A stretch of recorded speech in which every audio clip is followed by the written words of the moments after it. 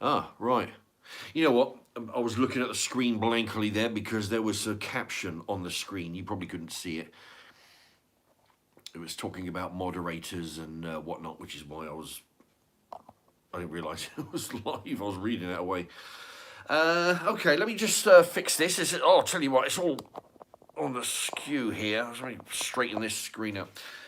Yeah, welcome to Mark's Remarks. And it's been a long time. I don't even know how long it's been since I went live. But here I am. If anybody's got any questions, as usual, just throw them in. I'll be reading. I'll be reading them out and giving everybody shout outs and whatnot. Okay, we're a minute and a bit in. There we go. Okay, so I'm going to be filming here, but because if any comments come up, they come up and go too quickly. So I've got my computer down here, which I'll be reading from. Okay, all right. Nope. Show activity. Right. Oh, Dave's here. Hi, Mark. Good to catch you on the live again. Oh, yeah. It's been a while.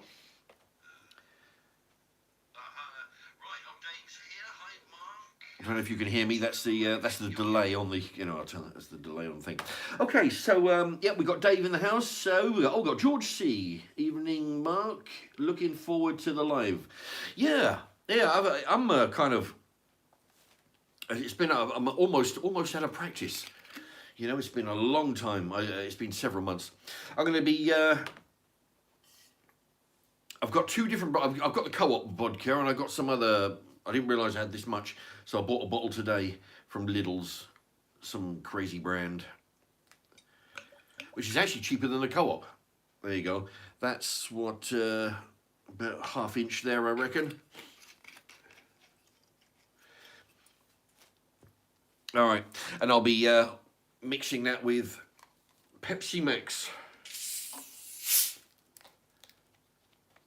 Reason I got Pepsi Max, normally I'd be going for the shop brand, the co-op cola, but I was in Lidl's and I don't know what their colas are like. They've got like Safeway Cola, I think it's called, or Subway Cola, Motorway Cola. It's, anyway, but I don't know what it's like, so I stuck with Pepsi Max.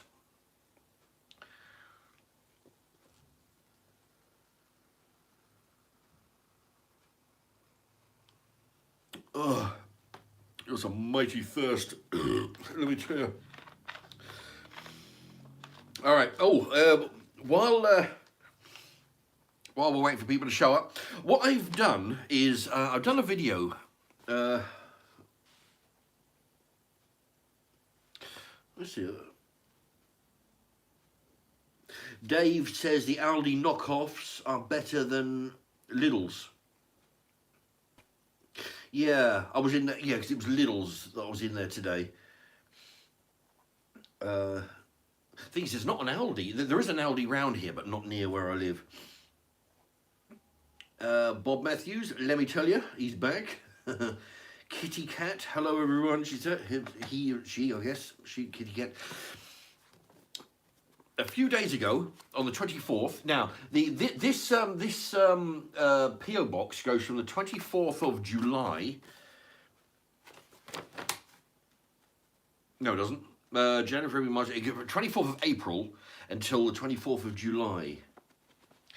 Actually, that's the thing. Right, I've got a comment. Oh, there you go. It takes a few seconds to get from there to there. Right, let me just. January, February, March. Yeah, 24th of April.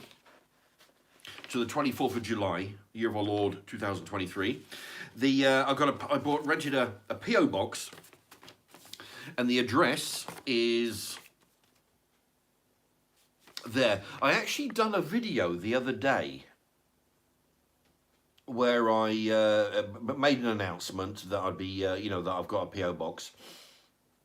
And gave the details, and so it's on there. Anyway, there's you can pause that and take a gander. Now the thing is, Oh, just like the last one, I'm collecting the stamps for the dog charity. There you go. So I'll fill that up and I'll post that off once it gets full. But what I always say is that there's what they do. The charities sell the stamps to foreign stamp collectors. So the more interesting the stamp is, the more sellability it has. You know, because I mean, there's only a certain amount of foreigners that want a Queen's face stamp.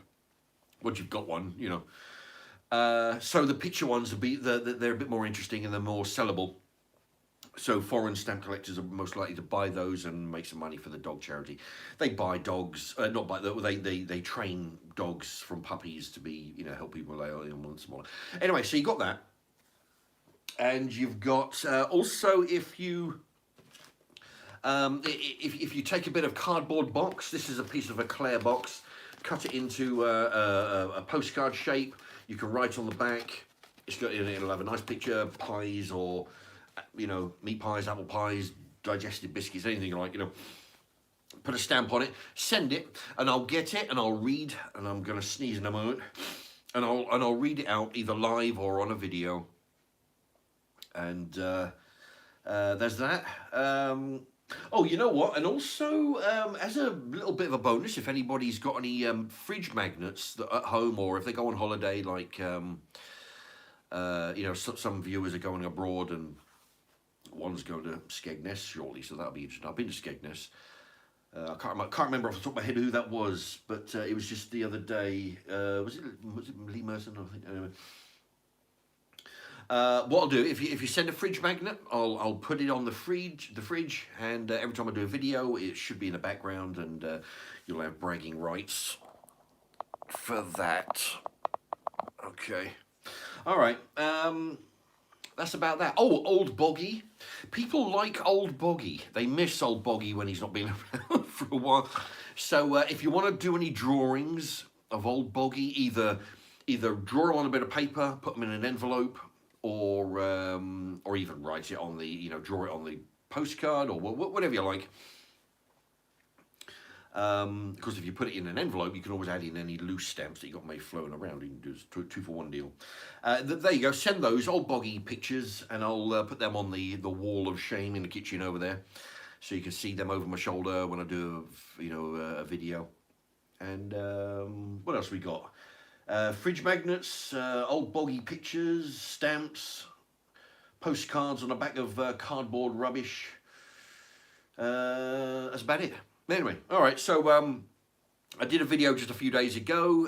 If you want to have a look at that, or just freeze frame that bit earlier where I put the address, you know, the more the merrier. So you got 3 months, and if it's really popular, last time it was quite popular. It was very nice. I had some generous people. They sent me some chicken T-shirts. I still wear those. Although for some reason, either they're shrinking or I'm sort of, you know, gaining weight. I think I'm, you know, but yeah, they get a little bit tight. But yeah, they very generously sent pictures of chickens on T-shirts. They sent stamps. They sent sweets. You know, some. I remember. Oh, I remember some really sour sweets. They were, you know. But you know, I'll if anybody going abroad or anywhere else, if you want to bring some sweets back, I'll review them and so tell you what I think. You know.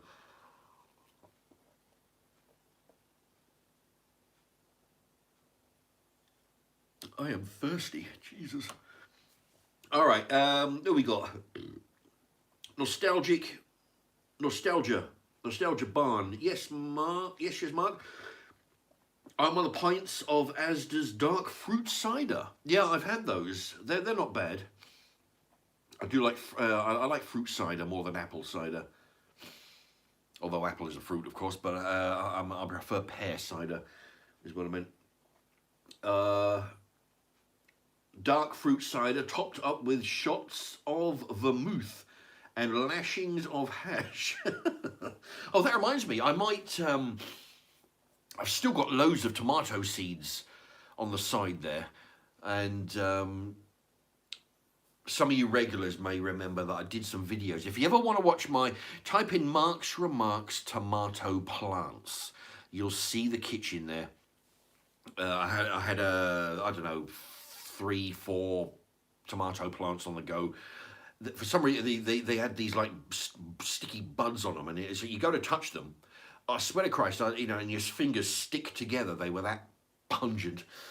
Never did get any tomatoes off them, funny enough. But I'm going to give it another go. So Mark's Remarks tomato plant. To have a look at that, and let me know. Let me know, and I'll try some more. So I'll give it another go, see if I can get some better luck. Dave, the coronation looks like it is going to be a woke wash. Dave says the coronation. Yeah, Prince Charles is getting made up to be king shortly, I guess. I know it's soon, because there's that would explain the bank holiday coming up this Monday and the following Monday, and there's one at the end of the month, I think. Yeah, bank holidays are good, but they're a bit of a pain in the ass. It's all very well having an extra day off, and that's all great, but it fucks up your sleep pattern. It's like I went to the post office today, the sorting office, to go see if there's any mail, see if there's any mail to pick up. I got there too late, and the thing is, because it's a bank holiday, they're not going to be open on Monday. That's the kind of thing that buggers things up. I like a day off as much as anybody, but I like law and order. How do I describe this? I like a routine. Like I say, I'll enjoy a day off the same as everybody, but I like a routine, being able to get up at a certain time, you have to leave the house at a time, you have to get the bus at a certain time, it get you somewhere else at a certain time, and then it takes a certain time to walk and then get to work, and you do your job until a certain time. When something throws a spanner in there, it's, anyway. I'm probably the only person in the country who's bitching about having a day off, it's like, what can you do? But yeah, it's all very well, but it's just having several days, anyway, but how do I get onto that rant? Let's see. Bob Matthews, nostalgia. I was talking to nostalgia. Should have been invited to the coronation. Okay. Oh, he's talking to somebody else. Dave, that vodka and Coke isn't touching the sides. Dave says, indeed. Let me tell you, I am. For some reason, I quickly, I've developed a thirst over the last. I haven't really drank anything today. What do I have to do? I've had 2 cans. I had 2 cans of Pepsi while I was out. That was it was like 5 hours ago. I haven't drank anything since. I should have been drinking water. In actual fact, yeah, this is my other libation. I buy the 5-litre bottles of drink water, and I reuse these to put the food grain for the chickens in there.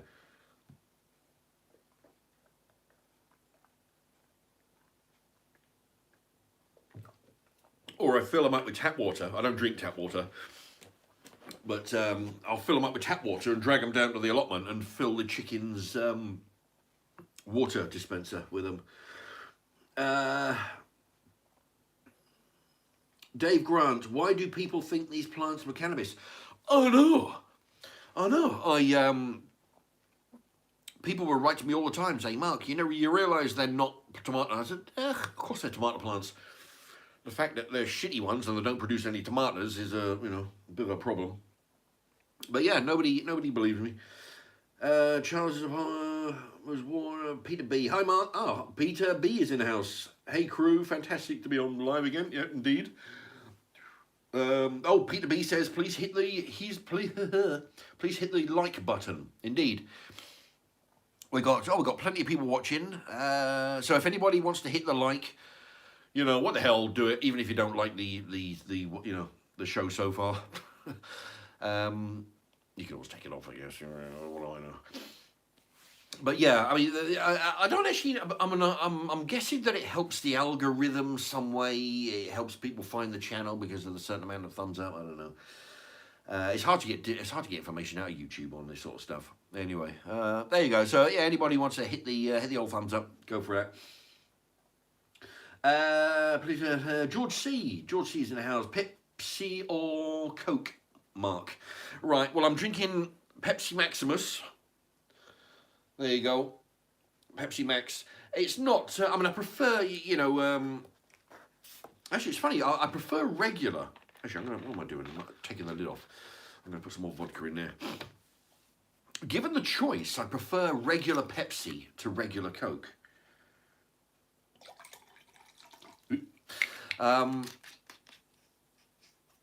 Yeah, it's kind of. I mean, it'll have a different taste, of course, but it's kind of a little bit, sweeter. But I'm not a big fan of Pepsi Max as such. I'm only drinking it because it's less calories, I tell you what, funny thing enough, we have scales, so because we weigh boxes and stuff, we got loads of printers and stuff. We weigh our parcels before we ship them out with, whichever courier we, happen to be sent them out. And of course, we can stand on them because they're, they're big enough for us to stand on. And out of, let's see, there's 3 Arabs, there's a couple of Indians and some foreign Turkish woman, some other woman, I don't know, can't remember where she's from. What was that? That's 6, and I'm the heaviest person. Believe it or not, when last week I was 115 kilos, which by my math is, actually maybe somebody worked that out. I think that's 17 stone.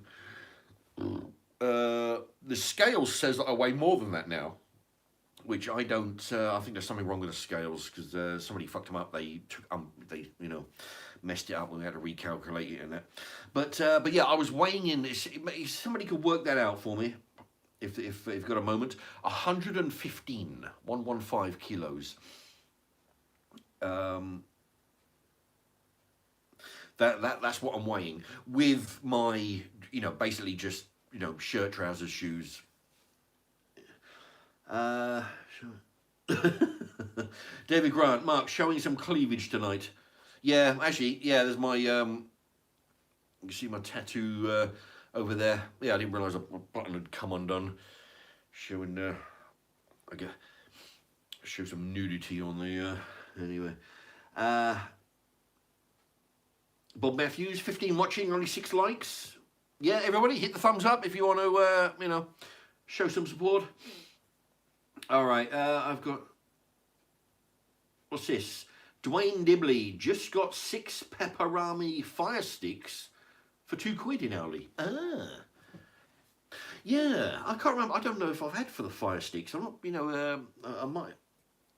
Certain things are too hot for me. Other things are okay.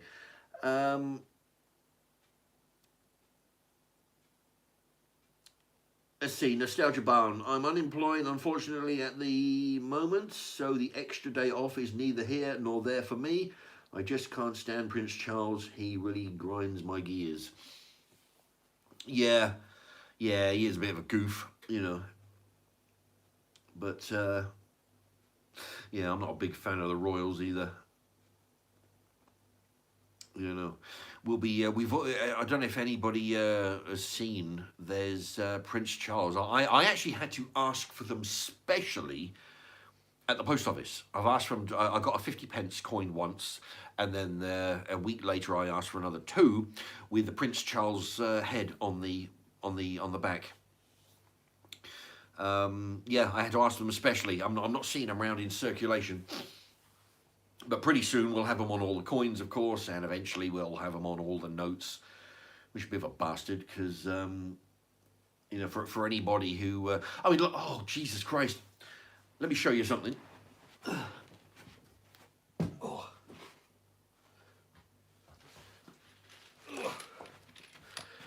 Let me tell you. What I do, I save up my £2 coins. Oh, hello, here we go. Oh, there you go, Dave. 115 kilos is just a shade under 18 stone. Cons Custom says 18.1. Uh, David Grant says Mark can fight the heavyweight. Indeed, I tell you what though, that photograph I've got on my fridge over there. I've shown it in the past. Me doing a double bicep pose when I was bodybuilding. When I was 25.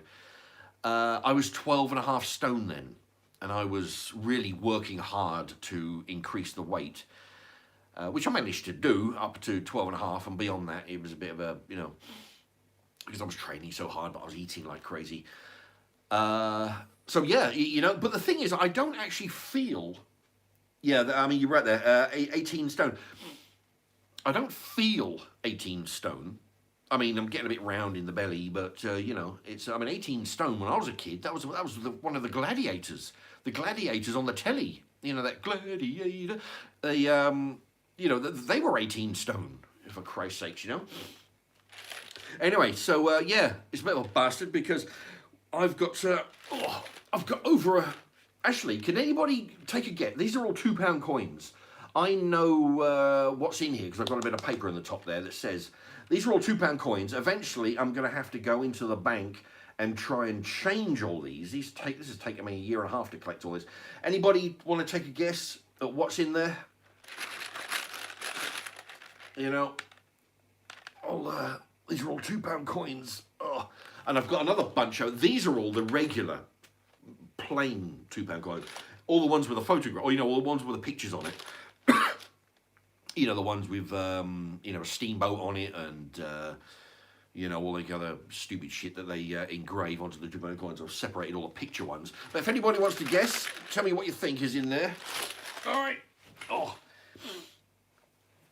Yeah, but I'm going to have to change all them, you know? So, I mean, and there'll be loads of other people with, you know, saving up coins like that they're going to have to deposit in the bank, or... I don't want to deposit these in the bank because, you know, it's funny, the mindset you have where years and years and years ago, I spent some time out of work, and let me tell you, that wasn't much fun. It was a fucking... Ugh. It was a pretty rough time. But also, I've been injured, you know, and that led to being had time off work, and that led me to being fired. You know, fucking that's what Tesco do to the agency staff. If you have an injury at work and you need time off to fix your cracked bone in your foot, you come back, you're out of work. You know, that's how that works on the agency. So I like to have, you know, this jar. You know, it's kind of a little hobby. Everywhere I go, I'll say, look, listen, I've got some pound coins, you know, in the change, you know, or a bunch of shrapnel, a bunch of silver, and I'll change them up for a £2 coin. It's kind of a little hobby to collect them, but also it's a little, you know, safety net for when if I ever get injured again.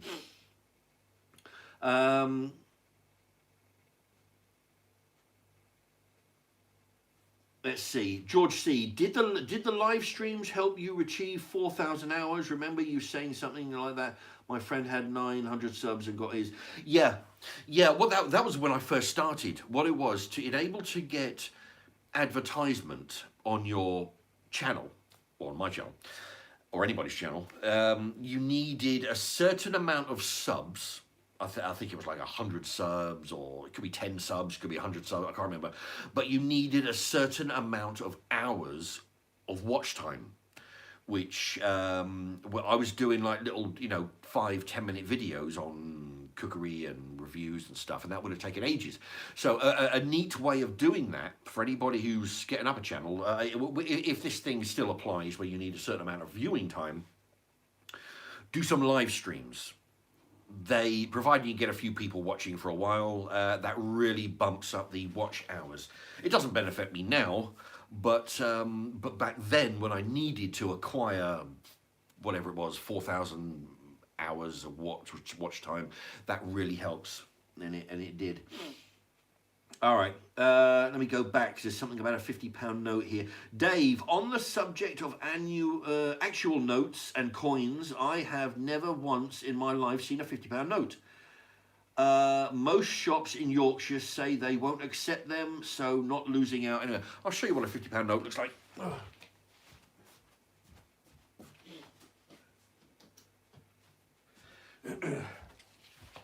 right. There you go. I've got a few of them here. Now, these are the plastic ones. You know, they're they're a similar colour to the paper. They're slightly smaller than the paper ones, okay? But the paper ones were nice. There you go. The Queen there is actually showing through. She's not actually on the back, but that whoever that guy is. Shit, I can't read it properly. This is a forecast of what... Oh, Jesus, the writing's so small I can't even read it. Okay, but yeah, there you go. That's what a £50 note looks like.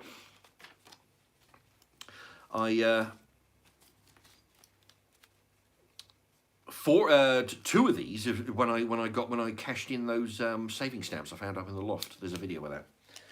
Okay. Anyway, so that's what a £50 note looks like. And but yeah, I like to use those now. I keep a few of them on hand. I had some guy fit the shower a few months ago. I paid him in those, and yeah, they're good to use because there's a stigma about £50 notes. There's stupid fucking people say that it's only for tax dodgers and drug dealers. It's stupid. Why shops don't take them is a mystery to me because they're legal tender. If you're going in and buying a pack of chewing gum with a 50, they'd quite rightly tell you to sod off, okay? But I tell you what, I've used loads of them in the past. I've used them to buy a DVD in HMV. I've used them in my local corner shop to buy electric for the meter. I've bought groceries. I've used them at Farm Foods. Farm Foods is like Iceland, full of freezers, you know, frozen foods. I've used them in the co-op. My local co-op, when I used to use those in there quite regularly, I used to hand them over. This is when they had the paper ones. I used to hand them over. She used to call the manager. The manager come over, okayed it. Yeah, great, thanks very much. I swear to Christ, and I tell people, the only place that has ever refused a £50 note from me is my works canteen when I was working at the Argos head office. The canteen on the top floor there, they were the only place ever that would not take a £50 note. Beats the shit out of me. Why? But no, these things are legal tender. It's not like a fucking £1,000 note, you know, where you can't do. Or I'm gonna show you. If they did £100 notes, I would cash these in. Most of them for £100 notes, you know, because they're good to have around in case of emergency. Like I mentioned, I've cracked a bone in my foot and I was off for a while. I've had a you know, injuries with with the ribs. And you know, if you have time off or plain and simply out of work, you get fired. Like you know, it's happened a few times to me. They're a good little you know, little safety net. You know, so if I had a couple of £100 notes, it means that you know, you can, you know, you can buy stuff with it without having a you know, half-hour trek on the bus to you know, the shopping centre or wherever the hell else to find an ATM.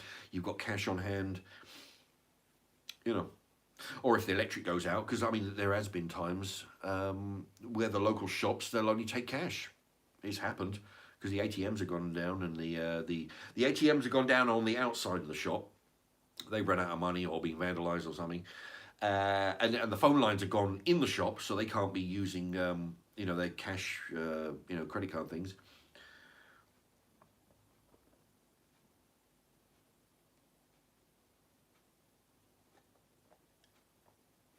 Oh boy, most shops in Yorkshire, yeah. So Dave goes at Dave says no. Most of the shops in Yorkshire. Wow, that vodka's starting to hit. It says they don't accept them. So yeah, no, I mean, they should accept them. The legal fucking tender, you know. Bob Matthews, Mark, get back on the roids. I'm on test Tren Anavar. And in the best shape of my life at 50. Get on it. Interesting. Yeah, the old get on the roids. I'll tell you what though, yeah, I'd be interested. You never know, you know. If I get in any worse shape than I'm in, actually, no, actually, that's the thing I like about this job because I'll tell you what, those guys that I work with, they're a bunch of faggots. They we're lifting. I mean, we get we get photocopiers in, all right, a bunch of them on a pallet. We have to take them off the pallet, rearrange them on a different pallet, you know, into quantities, wrap them, stack them someplace, and all the rest of it. I mean, we've got toners ranging from literally, you know, like 5-6 kilos, all the way up to some of them 27 kilos. You know, 27 kilos is roughly about the limit that I would, you know, I can comfortably, you know, deadlift a thing over my head. You know, because I mean, these stacks are taller than I am, you know, so you got to sort of, you know, but yeah, I mean, I can lift a 25 kilo box on my own. These silly sods that I work with, no matter what the box, they need two of them, you know, to lift it, and it's, you know, it pisses me off because I'm doing like twice as much. But that's what you get, you know. You work with a bunch of fairies, but they're always whinging about how heavy. They're like, Mark, can you come over and help me? I said, fuck off. I can lift the box. You can lift the box, you know. So yeah. So at the moment, yeah, maybe one day, if I'm in a job where it's like super heavy, then you know, I might consider going to see the doc, get some roids. But I mean, before that, I worked in John Lewis, and we were you know, like we were lifting mattresses. We had a ride-on truck with a huge. I describe it as imagine a 4-poster bed you've seen in those Knights of the Round Table kind of movies. The king and queen, they're in a 4-poster bed. The cage looks like a 4-poster bed without the mattress. You imagine that sort of shape. It's a flat, it's got metal sides, it looks like a 4-poster, you know, you put mattress in it, it's a 4-poster bed basically. And we used to go around the warehouse picking up mattresses, anything from kids' cot mattresses, you know, the weigh a few ounces, all the way to king size, where you'd get some athlete, you know, mattress big enough for 6 people in there, you know. We'd have to drag those out of the shelf and, you know, stand them upright on this cage, and you get like 6 or 8 mattresses standing up on this fucking huge cage that you're dragging around on your trunk. I had to do that. You know, you don't go around whinging that you're going, oh, I'll fucking lift it. No, you just do it, you know, and you get used to the weight, and after a while it doesn't become too much of a problem. But these people, you know, what are you gonna do? So yeah, maybe one day. Well, the older I get, you know, because sometimes I do feel it. If I'm lifting heavy weights, I can, you know, after a while of the next day, I can sort of feel it aching. But you know, you soon get over that. You got to work through it. That's what you do. You know, I've worked through injuries before, and not that I'm injured now, but I'm definitely aching. But you know, I mean, the thing is, when the way I see it, I mentioned several times about this cracked bone in my foot, right? Facts of the matter, if I'm feeling a bit, you know, if I have a slight injury or a twist in the wrist or something, you know, I look back and think to myself, well, I had a cracked bone in my foot and I went to work on a loading bay for 3 days before I couldn't take the pain anymore, and I had to go in and say, look, I need to go to the doctors because there's something not right. Okay, and so when I look at that, I figure, how bad can this how bad can this aching, oh, I've got a sore shoulder. Yeah, you know, you work through it, you know, because it hurts a lot less than a cracked bone in your foot, for starters. Anyway. Oh boy, I'm ranting on again. Okay, I tell you, we've got a good crowd. We've got 26 people watching. It's just doing pretty good. All right, see if we can get through some of these questions here. Mark, the roids, okay. Hello. Cons Customs 1, 236 pounds. Oh, that's what you think is 200. I wonder what he meant there. That's what you think in here. No. You're way off. I forgot all about this actually.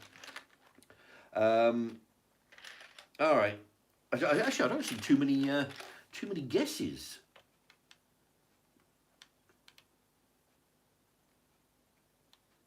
Ah, okay. Well, you're the only one that looks like who's taking a guess. I've lost you now. Where you gone? Ah, shit. I've lost your...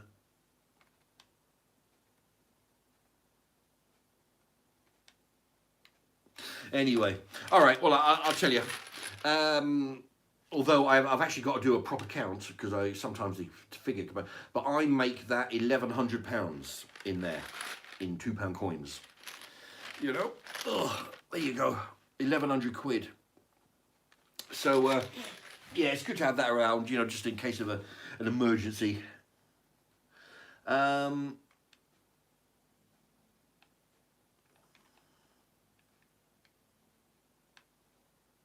Right, I tell you what, there's loads of questions to get through. Dave, a top athlete carrying 18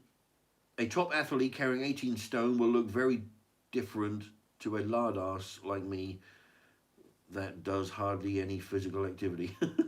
Well, yeah. I mean, the guys on the Gladiator TV show, they're 18, 20 stone. I mean, they were roidsters anyway, you know. But yeah, I'm definitely carrying more weight than I used to. But that's the thing, I don't feel, and looking at myself, I don't feel I look 18. I mean, I can definitely see there's definitely a lot of stuff going on in the upper body here, in the shoulders, the chest, biceps, you know. But yeah, you know, 18 stone, it's quite heavy. Oh, Bob Matthews says $1 million. David Grant, all the pensioners go on with their bags of 2p's moving around in slow motion. Indeed. Yeah, anybody with 2 pences, jars of coins like 2 pences, you know, you'll have to put them in the bank, get rid of them or spend them soon. Peter B, sorry, hi, you're always talking to somebody. Chat, hope, Peter B.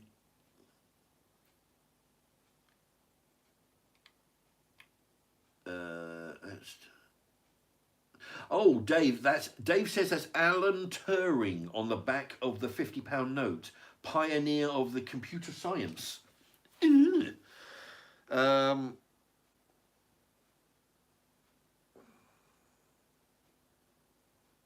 actually, yeah. What was it you said? Yeah, Alan Turing. Actually, I can see he's got a signature which looks like Alan T something something something and then G on the end. So yeah, it doesn't actually say.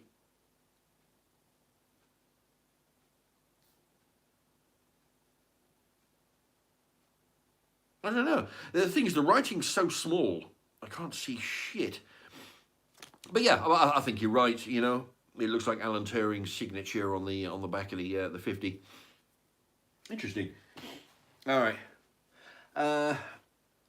George C. When I worked on the till and Morrison's, we had to call a manager to okay each £50 note. Makes you feel silly. Indeed.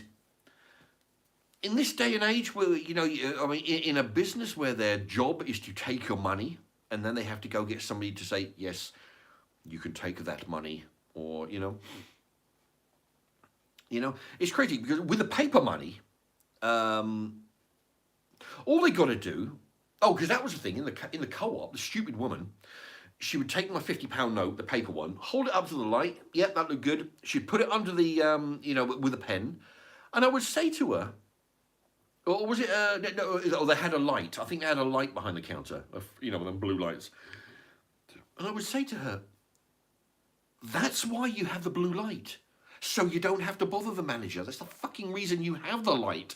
Put it under. It tells you whether it's a genuine no. Don't shine it under the light and then call the manager.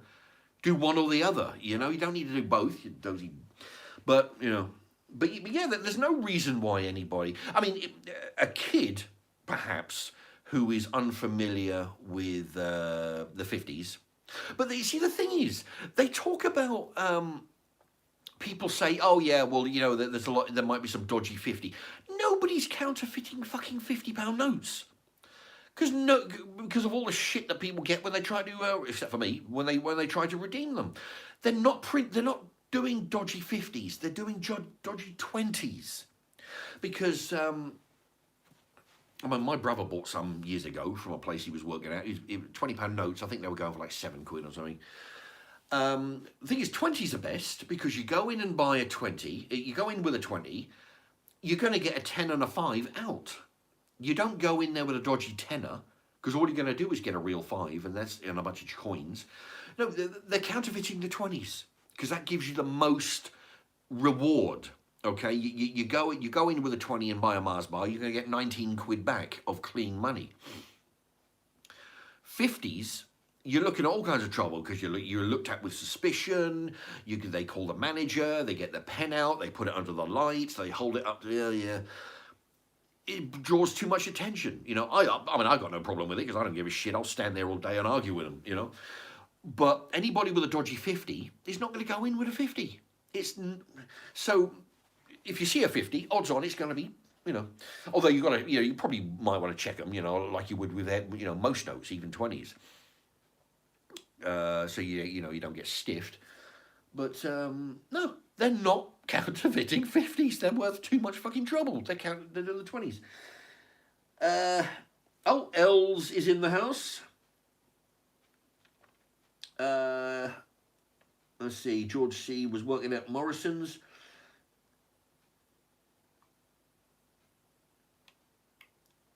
Bob Matthews. No one forges bullseyes nowadays. Too obvious. Bullseye. Oh, bullseye. 50. Yeah. It's been a while since I played darts, but yeah, the bullseye is 50. The outer is 25. Yeah, I get it. Oh, that's interesting. The bullseyes. Yeah. But most places they just bring too much attention because they're so rare. You're going to see one once in a blue moon. It attracts attention, so nobody's going to hand over a 50 dodgy 50. Yeah, I mean, I had to ask for these. I mean, I got 2 when I redeemed those saving stamps that I found in the loft. Our boss is actually a very generous boss, actually. He'll go out and he'll buy chicken and chips, and he'll go out and buy donuts and whatnot. He gave somebody a £50 note to go and buy everybody some chicken kebab and chips, right? He gave him a 50. So I saw this guy who was going with a 50. I thought, right, give me that. And I gave him a 20, a couple of 20s and a 10, because he had a 50 and I wanted it, He was only going to go up the seat centre and spend it on the kebabs and that. So I got one from there. The rest of them I had to go specifically from the bank. But it's a good way to save. If you do have, my nose is itching. If you do have a bunch of coins, like you collect them in a jar, your 1s and 2s, your 5s, and all this other bullshit, you put them in a jar. You can go up to the bank, you might have to put them into your account and immediately withdraw, but then you've got a £50 note. You sock this away somewhere for a rainy day, and it's a nice little, what do they call that, safety net, in case the power goes down and you can't get any, you can't pay for groceries with your debit card, or your washing machine blows up, you can pay with a couple of these, or it's good to have a safety. Love it. Oh, right, cut bullseye. Right, cuts both ways. Graphs. Hi, Mark. Love the channel. Great to see you on the live chat. Thank you very much. Yeah. Good to have you with the channel. I hope you've hit the thumbs up, by the way. Cuts both ways. Maurice is in the house. George C, that Euros have 500 euro notes. Is that the highest one they do? 500? The Americans, I think they have $1,000 note and possibly a $10,000 note. I mean, that'd be a good safety net. If you could have one note, you could put it in a picture frame for a life and death emergency. Put it in the frame so you never spend it. Peter B, welcome all. Welcome to Maurice, says Peter B. Oh yeah. Dave says, strap in folks, the vodka's hitting him. Indeed it is. Yeah. Well, the thing is, because, I mean, I'm not... well, I'm not. Well, yeah. I mean, I was just say I'm not a regular drinker. I mean, I don't get shit faced every night. I mean, I drink several nights. You know, when I finish work, it'll be the vodka, but not all days. You know, some days I'll just stick with whatever. You know, water or fruit juice or a fizzy drink. I don't drink vodka every day, but I definitely feel that I should be having a tolerance by now, which I probably do compared to some people. Because I mean, this is bigger than a shot glass. This is bigger than a glass you might get in a bar, I think. Okay, so when I put a centimetre deep, you're probably looking at 3 or 4 shots, I would imagine. If this is, you know, considering that this is quite wide at the bottom, you know, so I was just saying I'm putting 3 shots in there, fill it up with Coke, drink that, I'll put another 3 shots in. I might drink 9 shots, or you know, depending on how many times I refill this. I mean, I've already filled it up. I filled it up once with 3 or 4 shots, then I did that again, and I'm halfway through it now. So yeah, so I'm guessing I'm building it. I mean, I still feel it, but yeah, I don't know. I mean, I'm a regular person, you know, who's not me. I don't know. I don't know. Maybe they'll be feeling it quicker, but I do feel it. You know, Jack England. Hey, Mark, good to see you back. Oh, thank you very much, Jack England. Well, that reminds me. What is that? Who's that guy? Robert England. What did he play? That guy with the scissor hands, with the knife hands. That was Robert England. There you go. Anyway, but welcome to the channel, Jack England. Maurice, hello. So I've got to catch up with these. Peter B, if anybody likes the live and feels inclined, please hit off. Yep, Peter B, I totally concur. He says, please hit the like button. It all helps the channel. Thanks. Yeah, if anybody want, you know, hit the like. It doesn't hurt much. You know, just hit that. And, you know, it all helps the channel with the popularity.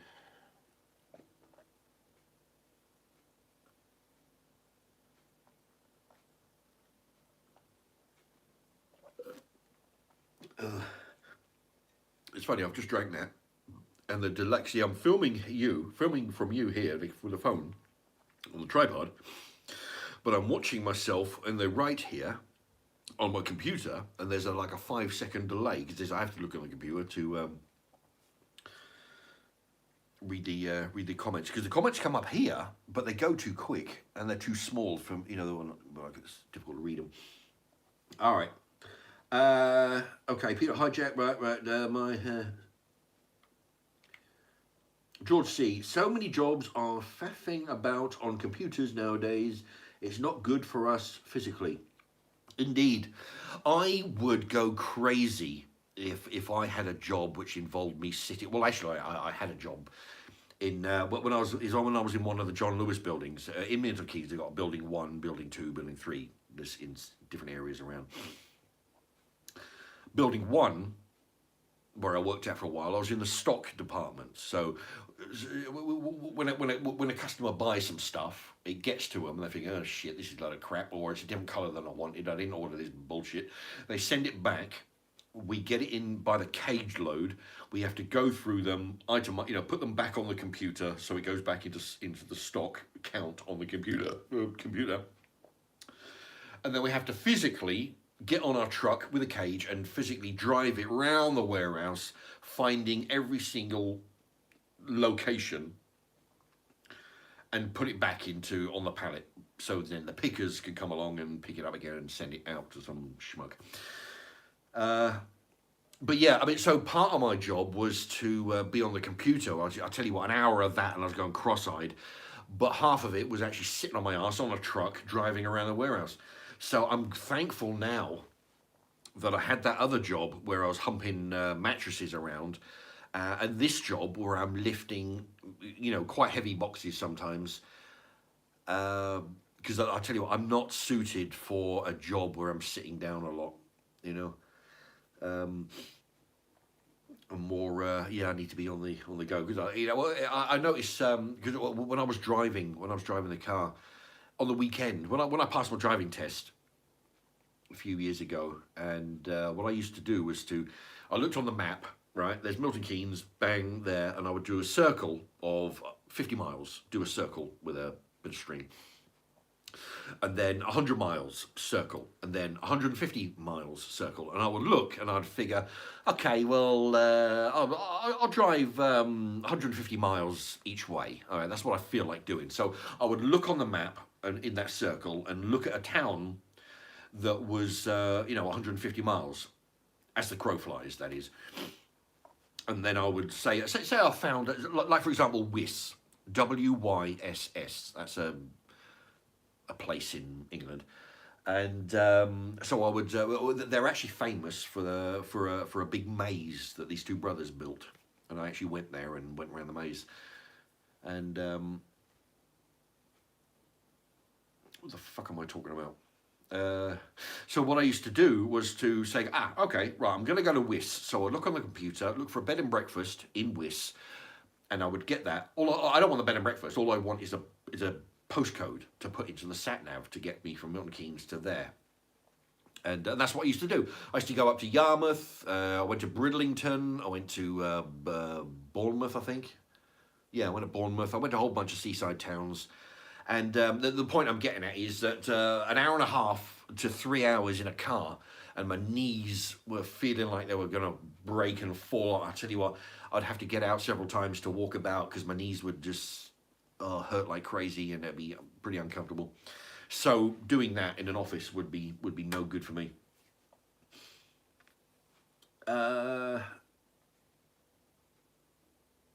Peter B, co-op whiskey is a nice choice. You know what? Yeah, I mean, if you like whiskey, when I was young, when I was about 18, I used to, I drank a little bit of whiskey. Whiskey wasn't too much of a problem. But now, nah, I don't like. I had an occasion to have a sample of whiskey, and last year or two. No, just don't like the whiskey. When I was working at the bars, I used to drink a whole lot because I was working at the. If you're familiar with Milton Keynes, there's a place, there's a shopping centre called Point. It's red like a pyramid. It's a red pyramid scaffold where the scaffold is on the outside.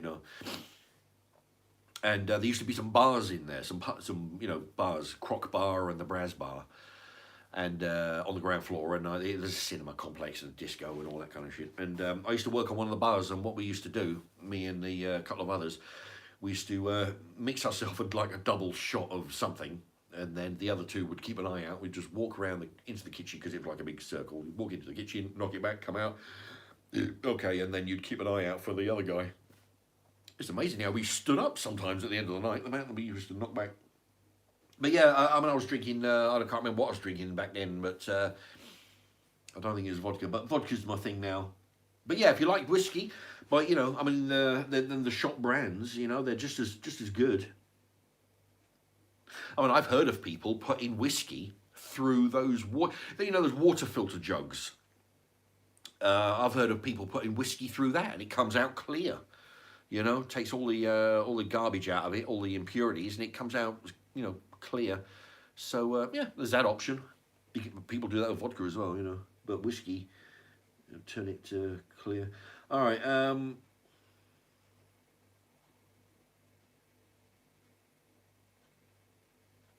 Let's see. Bob Matthews, Mark back at his. Oh, I see. I'm not wondering what that was. Mark back at his un-PC best. This is 2016 all over again.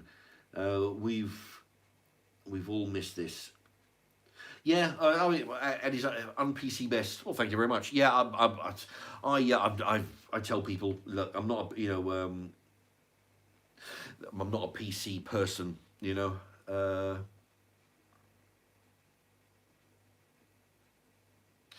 it's it's funny. I'll tell you something because I'm getting a bit drunk now. If I have an occasion to say meet a woman who is there's an interest. What I sometimes do is just to so somebody has an idea about what kind of a person I am and what they're getting themselves into. I'll say to them, look, here's my channel. Watch my channel. And I say the cookery stuff is all wholesome. If you want to know what kind of a person you get, I am, go to my live stream and see what kind of at least then they've got an idea about what they're walking into. But yeah, because it's not everybody. Like there you go. I mean that's got to be fucking hell. That's got to be 4 or 5 shots. Oh, there you go. I'll put that there. Yeah, I mean that's just a regular, But yeah, not everybody's into my sort of viewpoint on the world, which there's a lot of people watching, and I'll tell you, it's great that there are people out there on the same wavelengths. Because I noticed this because of all the people who write into the channel who have been with the channel since forever. But it's a good way of weeding out. I mean, like, about the things I say, the stuff with the blackface thing, old bogey. Yeah, it's a good way to let people know just what they're getting into. Because I mean, it'd be great if I could do that with them as well. If they had a channel, if everybody had a channel, and I could say, look, all right, I'll tell you what, look, I'm kind of interested. Let me see your channel. I can see what you are like. And while you're not sort of putting on any pretense, because when you're out of date, you're putting on a pretense that you're a nice guy anyway. But when you're on the on the video, then it's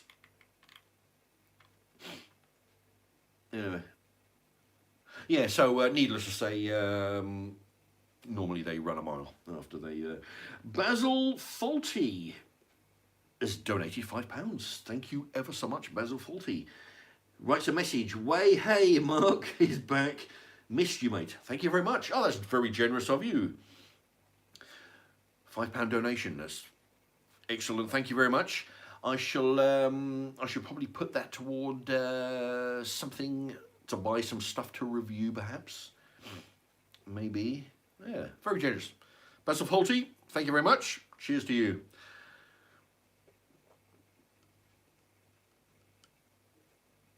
I tried to drink a lot more than that, but the fizziness got to me. Actually, speaking of Basil Faulty, I've actually got the box set down there of the Faulty Towers. I must dig that out. I'll tell you what, it's been a long time. Sometimes I actually, sometimes, when your mind is on idle, or autopilot or something, like a flash of a movie scene or a movie dialogue will pop into your head and it'll make you laugh, the one, I mean, I've said it before when when Basil, I've actually used that because I like to. Sometimes I'll use the line as well if the occasion is suitable. But that scene. Oh, by the way, the kid. I'm talking about that annoying little kid doesn't like the shape of his fish fingers or something, and Basil says to him, "Oh, what shape would you like? Mickey Mouse shape, Smarty shape, amphibious landing craft shape." I've said that to somebody before. But that kid, that annoying little shit, he was actually in an episode of The Good Life. With the husband and wife. The husband's an architect or some shit, and he gives up his job, and they go totally self-sufficient. I can't remember who were they? Anybody? They I can't remember the name. Anyway, but husband and wife, and they were growing stuff in the backyard. They turned their yard into a big growing veg and all that kind of shit. And they got a goat in there. It's called The Good Life. But yeah, there's that kid from Basil Fawlty. He was in an episode of that.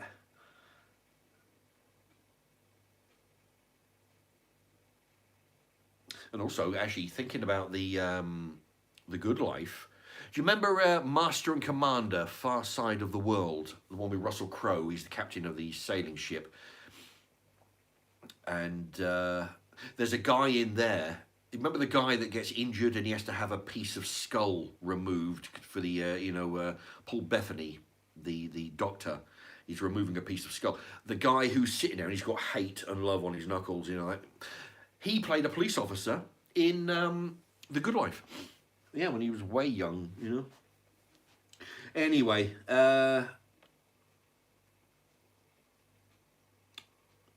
Cons Customs 1. I tell you, I don't know whether it's the vodka or I always have difficulty reading that. Mark, how long are you work shift? How long are your work shifts? Well, now I've got a pretty sweet deal, although sometimes it's a bit of a drag because it fucking, I do 5-hour shifts. That's what I do. After I worked there for months, working all the hours, did the usual hours, and it was either, I'll tell you what, it became apparent that it wasn't somewhere that I was going to stay for a long time, because I wasn't being appreciated for the amount of effort and work and basically being a smart guy than I am compared to some of them. I just wasn't appreciated, and I was being spoken to pretty badly by the management. So I was going to go, and I thought, right, well, the thing is, I'll stick out most jobs, I'll put up with a whole level of shit. So I said to them, I didn't say that I was going to quit. I said, look, what I want to do is I want to go on to part-time hours. Because basically, what I did was, when my mortgage had finished, it's been about 5 years now. My mortgage is finished 5 years. What I did, I went in and I figured, well, what I want to do, if the mortgage was still going, I would have to work all the hours that I, do, like everybody else, 40 hours a week, a month, 40 hours a month. No, 40 hours a week. Fucking hell. 40 hours a week. Like an asshole, right? No offense to you lot, but but the thing is, because I finished, my mortgage is finished, so I figured, what I don't need to fucking work 40 hours a week. What I'll do, I'll go into part-time hours because I don't got the mortgage anymore. All I've got is I've got the water, the electric, and council tax and all that shit. Because of the videos that I do, I can eat cheaply, because if anybody follows the channel, I explain sometimes where to go for the cheap stuff. I do reviews on all the shop brand stuff, all the cheap foods, so you don't have to spend a fortune to eat well, and also show how to cook foods and whatnot. So I'm able to employ those methods to eat cheaply. I don't really spend a whole lot of money. I don't buy clothes, and if I do, I'll go down the charity shop and, like this shop, this one, I got this from the charity shop. It's probably about £3, £3.50. That's usually what I spend on the shirt. So yeah, so I don't need to do a 40-hour week. I do 25. I do 5 hours a day, 5 days a week. That's what my shifts are. And but yeah, and then because I don't need to work all those hours, I can get by on part-time. If I ever need to, if I ever figure, well, I want to buy, I don't know, buy something expensive. I want to go on holiday, or I want to buy, a gold encrusted glass drink my vodka out of or something. You know, I'll do some overtime. I'll either there when it's available, which is not always the case because you know, or I've got the option of going somewhere and doing a few hours somewhere else. You know, just a couple of hours here, a couple of hours there. You know, even in the local shops or the local, say the local whatever, the chippy. I could do a few hours. You know, there's that option. But if I'm working 40 hours in a job that I don't particularly thrilled with, especially doing that many hours, you know, I end up sticking my head in the oven. So I do, part-time hours, and I've got the option to do more as and when I bloody well feel like it, So yeah, so 5 hours a day, 5 days a week. Oh, and the good thing is, right? Get this. The good thing is because of the way, because of the hours I do and the wage that I earn, I don't pay any taxes. I pay a little bit of, I think national insurance. I think I got the wage slip the other day. It's all electronic now. It's a fucking pain, but I think, but yeah, I pay no taxes. Because I don't earn enough. So, because the thing is, I mean, I've spent the last, more than 30 years. I mean, I started working when I was like sort of 16. I've paid my dues. I've paid taxes. They don't do anything sensible with the fucking money anyway, right? They piss that away. So I figure now, every hour that I work, 100 hours a week, 100. Wait, 5, 10, 15, 20, 25. Yeah, 25 hours a week. It's 100 hours a month. All that money is going to me. The tax man I don't earn enough to pay taxes. So, yeah, fuck them. So, yeah, I get all the money. So that's another bonus as well, All right. But yeah, sorry, I'm looking at the comments, then coming back to talk some more. All right, but yeah, I really it's a thing. I don't know anybody else who's in that particular boat. Somebody who's finished their mortgage, they're living a fairly, as long as I can afford to go out and buy some takeout food or spend some money on something if I want it. But I can't be, I can't be going in taxi rides all over hell. Buying £50 shirts and shit. But yeah, I could do it. And anyway, all right. Let's see. Okay, Mark. Okay, let's see. Nostalgia Barn. Mark, you should get StreamYard and have guests on. We could all join in your live. Yeah, you see, I don't know how to do any of that shit. I'll have to get somebody round to look into that. Because as I was trying to go live at the very top of the show here, the caption came up that I was trying to read. It was talking about going live with other people. Yeah, I mean, that's great. I mean, if we can work that out, then I'll do that by all means. Hello? My screen there says 24 people watching, 13 people have thumbs up, and 15.05. £15.05. What the fuck? Is okay, we've got Basil Faulty with his £5 donation earlier. How is it's straight because you won't see it, but I'm looking at over there. £15.05. That doesn't make any sense. Where's that come from? I don't know. Anyway. Oh, yeah, and I'm looking on the delay over here. Yeah, that's a mystery. I don't know what that is. All right.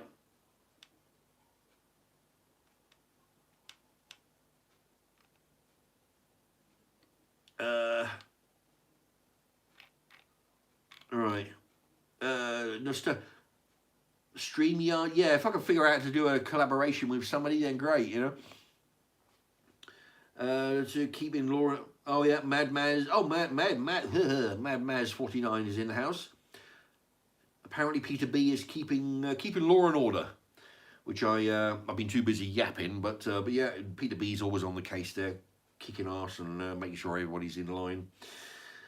Peter B, Mad Mad, everyone is amazing on here tonight. Great crowd in the house. George C is also on the case. Excellent. Yeah, because I think I've only got two. There's you and George C. Moderators. Yeah, yeah. That's the thing, because in the past, what I've done, I used to give people the ability to be moderators. You know, do that for a week or two, and then change it over to somebody else, give them a chance. That sometimes led on to problems, because sometimes you'd have people that would sort of basically blanket everybody and, you know, be giving everybody times out. But Peter B and George C over here. No, I've had them on there for a while. They're always, you know, they're not too strict, but strict enough. You know, they're doing a good job. You know, because I don't mind it. You know, people, if they're sending abuse or they disagree, you know, or whatever, that's great. But when they sort of get out of order, they just need a timeout or whatever. If I can just get, you know, yeah, they need sorting out. Let's see, Big Lenny's Piss Square. That's the name of Big Lenny's Piss Square. I'm not sure what that means, but anyway, that's somebody's name. Hi, Mark. Would you consider getting an electric pressure cooker? They're great for fast meals. Actually, that's interesting. I mean, the thing is, I do like to I do like to do casseroles. I've done a whole bunch of casseroles. Anybody who's not familiar, go onto my channel. You know, put in Mark's Remarks in front of everything. Mark's Remarks casserole. Mark's Remarks sandwich. Mark's Remarks crisps. Anyway, but I've done a whole bunch of casseroles. You know, basically with scraps that are pulled out of the freezer. All right, you got one sausage, one pork chop, bit of bacon, bit of pork chop. You know, basically 6 meat. Some of them I've done a 5 and a 6 meat casserole. I do that. I would imagine that a casserole, what do they call that? A pressure cooker. Wouldn't that do the same thing? Make a casserole? I don't know. I mean, when we were kids, that was a big thing then, pressure cooker. You could put it in the morning, put it on in the morning, come home after work, and then it'll be all ready for you, you know. But yeah, I mean, as far as I know, I mean, I don't know anything, but as far as I know, it would make casseroles, but I can do those. I got a casserole dish from the charity shop. I've seen, you know, that blue one. It's really good. But yeah, actually, I was in Lidl's. Was it Lidl's? Yeah, it's Lidl's. Oh, you know where they got all the rows of food, right? But in the middle, they've got the rows of that stuff that they sell. Anything from high-vis coats to fucking screwdrivers, you know, all the stuff. The sign above says ice cream maker. It was like 20 quid. I thought, oh, Jesus. Right, I was looking around. No, it's gone. So they've either sold out or got rid of it, but they kept the sign up there. So I would have picked up an ice cream maker. I would have made a video of that, you know. Anyway. But yeah, you know, if I see anything... Actually, you know, the thing is, I've got a plastic spatula in there. I've got it from Poundland. That's near broken. The handle comes off. I've been looking in Lidl's for ages for one of those. I just can't find it. I don't want a metal one because it'll scratch up the pan, you know. Yeah, I've been searching all over a plastic one. But I go in every time I'm in there. I'm looking for a plastic spatula. I'm looking for anything else that's you know. The trouble is I've got a small kitchen, you know. But I like my gadgets, but I've got a small kitchen, so you know. They got loads of you know, food blenders and all kinds of stuff going on in there. But yeah, if I see an ice cream maker in there again, they got things like waffle makers, you know. All right. Jack England says, eat free, eat good. Yeah, well, I tell you what, I mean, there are ways of eating very, very cheaply. For anybody who's also, if you type in Mark's Remarks, or even go onto my playlist, it's under the playlist £25 challenge. I went to Tesco, I went to Sainsbury's, I went to Morrison's, I went to Asda with that there, and I spent exactly, or very close to, within a few pence, £25. Okay, that was my budget, and I went to each of the shops, £25 budgets, and I bought as much food as I could. I wasn't just randomly throwing shit into the basket. I was, looking at stuff. I thought, okay, we got a pack of, pack of 12 sausages. Okay, so that's 4, 4, and 4. That'll do that. That's 3 meals. Now I need something else to add to it. So I would go around and I'd buy some cans of different things. Okay, all right, so that's cans. That's sweet corn. Then we got peas.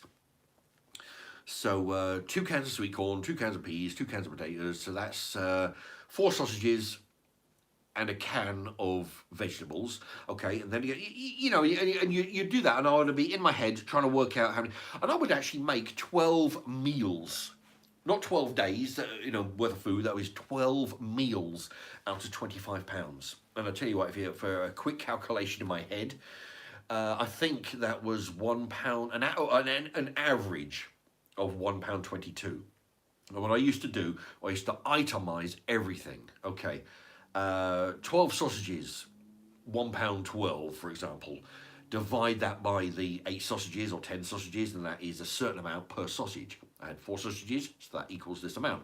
A can of peas, this amount. 20 chicken nuggets was this amount. Divide by 20 nuggets in a bag, comes to 4 pence per nugget, for example.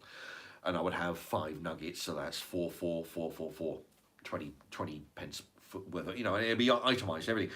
And everything used to be an average of £1.22. So some days it'd be £3.20, other days it'd be £1.30, but on average, you'd bring it down. And that's how you eat cheaply. That's how you eat. I mean, for those who've watched it, you'll have seen that I would have 4, 5, 6, 7 different vegetables, just a little bit of everything, a little bit of sweet corn, a little bit of peas, 6 Brussels sprouts, a little nugget of cauliflower, a bit of cabbage, some onion, It would, that's how you eat cheaply. You can do it. Good. George C, yep, a good bunch on here tonight. Plenty of the regulars. Oh, I tell you what, I don't know what it is. My eyesight going, or the vodka. For some reason I can't bloody well read straight half the time. Anyway, that's from, I've lost it. Oh, shit. All right. What's this? Dave says she's going to Spain with her mum and has asked to bring some sweets back. Oh, was that? Yeah, somebody said that the other day on the comments. Somebody's mum and their girlfriend is going to Spain. Somebody else is going to Skegness. So if anybody wants to, what I'll do, I'll hold this there. There you go. That's the address. I don't know if that's in focus. That's the address of my, I think. Yeah, that's the address of my P.O. box. All right, if you want to, you can pause that and, read that at your leisure. If you want to send some stuff via the P.O. box, send a postcard on the back of an old bit of rubbish, cardboard, cereal box, biscuit box, dog food box, anything, any kind of box, Jaffa Cakes box. Write a postcard, put a stamp on it. Hopefully with a, if you can, with a picture of a nice picture stamp on it. If not, the Queen's face will do. Send that, your old boggy pictures, fridge magnets, anything else you want to send via, like sweets and whatnot that you want me to review. If you're going abroad, have them send, you can even send it from abroad with a foreign stamp on it. That'll work. Yeah, and then I'll go pick it up. I'll show you, I'll read the card out and everything else. All right. Trixie. Oh, man, my eyes. Tricky Z. Hi, good entertainment as always. Thank you very much. Yeah, actually, I don't even. The thing is, if I, it's funny because sometimes I think if I was watching this shit, I wonder how long I would be sitting there watching me talking. But apparently people find it interesting. I mean, there's oh shit, look at that. Oh, there's 19. Oh, hello, I just lost one. There was 9. There's 18 people now, but 16 thumbs up. So yeah, if there's anybody who's not put a thumbs up, by all means, hit that. Yeah, let's see. Let's see if I can get through a few more. Jack England, George and Pete are original mods from years back. Sub and donate to those guys. Indeed. Yeah, they've been around forever. You know, since probably since the beginning, I think, or very close, isn't it? You know, it's been. It was July 2017 when I joined the channel. So 17, 18, 19, 20. What's that? It's coming up on 6 years now. Shit. In 3 months it'll be 6 years. Wow. You know, it's been a long time. You know, I've done 1,100 videos. It tells me on my channel. Well, it says 1.1, so it's 1,100. So it could be 1,190. I don't know, but I mean I can find out. But it says 1.1. So yeah, 1,100 videos, 2,300 and change in the subscriptions. People that subscribed. It's amazing. I've got over 2,000 subs, but I don't get that many views. You know, not all 2,000. I'll tell you, because sometimes I'll flick onto people's, not just people that subscribe, but other people. I'll go onto their channel and see who they're subscribed to. Fucking some of them have got hundreds and hundreds of people that they subscribe to. Fuck me. I mean, I've got like 6. I mean, 8 is a lot for me. You know what I'll do? I'll have 6 or 8 people that I've subscribed to. I mean, that's a lot for me. You know, never mind about fucking. Because I've actually, what I did, some of them I've actually scrolled down, because you've got like say 30 on a page. You have got page after page after page after page. I lose count and lose interest after like 200 bloody subs that they've subscribed to. I don't know how people do it. But they must subscribe to it and then forget all about them. And that's probably why I've got 2,000 subs. They're probably subbed to my channel ages ago and then forgot all about it. But yeah, if you want to help the channel, by all means, tell your buddies, and then when they go live, they can join. They can throw in their comments and questions. Els ELSS Els. What are you what you drinking on? What you drinking on? I think that means what are you drinking, I guess. But if that's the case, I'm drinking co-op vodka. This is about 16.50. You can get it for about 15.20 if you buy the Lidl's vodka liter that I've got. There you go. And I'm drinking Pepsi Maximus over here.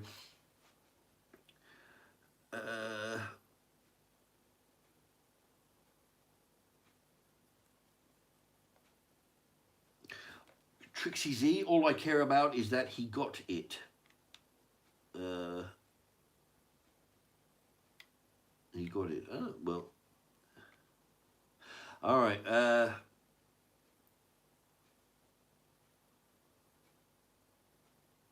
Oh, Mad Maz says Trixie gave you £10, Mark. Oh, really? Oh, Trixie. Oh, wait a minute.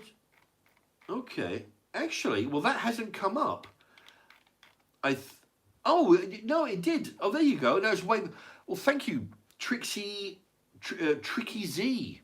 I didn't realise because I'm sorry, I didn't see that. Well, thank you. That's what it is. All right, from the yeah, because what I've got Tricky Z. Very, very wow. I mean, that's a whopping donation. Thank you ever so much. I shall salute to you.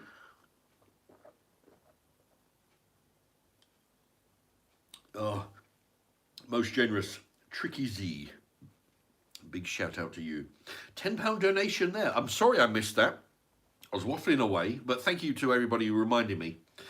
So I could go back and thank Tricky Z for that. All right. So yeah, that's a very generous there. Thank you. And then of course we come back and then forward, and then I noticed the Basil Fawlty one, and I mentioned that one. I had no idea, but thank you. If I miss that stuff, by all means, somebody remind me.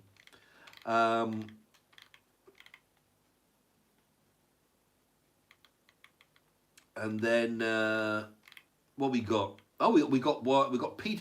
Yeah, Peter B. Oh, we got, and then we got Peter B. 1.99. Thank you, Peter B. Tricky's, and then he writes, Tricky's E sent the £10 sticker 30 minutes ago, which is what I missed, and I just went back. Thank you for the reminder, Peter B, and the donation. Very generous. Yeah, I'll tell you what. Yeah, I must be doing something right tonight. I don't know what I'm doing, but whatever it is, if I knew what it was, I'd do more of it. I'll tell you. Okay, but yeah. So thank you, everybody. Tricky Z, Peter B, Basil Fawlty.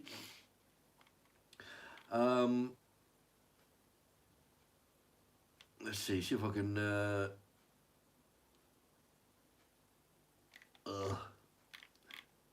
All right, what we got here? Some of us live, Jack England. Some of us live online. Joanna's back. Hey, oh, Joanna's back. You talking about Joanna B? She's the only Joanna that I... Oh, there you go. Yeah, Joanna B. Joanna B is in the house. Hello, Joanna. Yeah, not a big fan of old Boggy, I think, Joanna, but no, she's coming round. Yeah, I think, but yeah, yeah. So if anybody wants to send old pictures of old Boggy on the what they call that, P.o. box, you know. Actually, the P.o. box, by the way. Tell you what though, if anybody wants a P.o. box, you can go to the post office. You got to do it online though. But if any, you know, it's like almost £40 a month for a P.o. box. Yeah, they'll either deliver it to your house,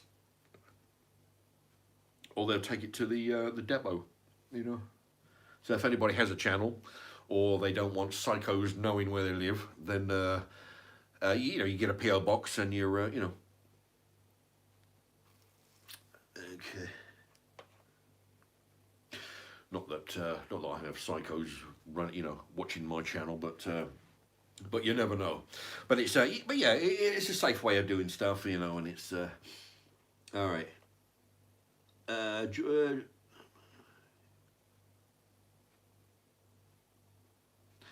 Let's see. George C. I was talking to Mad Maz. Best way is to write it immediately after the stream starts. Otherwise, it can take a while to get to. He might be talking about the address. All right, I'll hold that up. What I'll do is I'll hold that up. I'll actually put it in the. I'll put it in the comments after this has been sort of loaded, and then. Also, that I did a video the other day saying I've rented a P.o. box. There you go, and that gives details as well. Anyway, so you can freeze on that.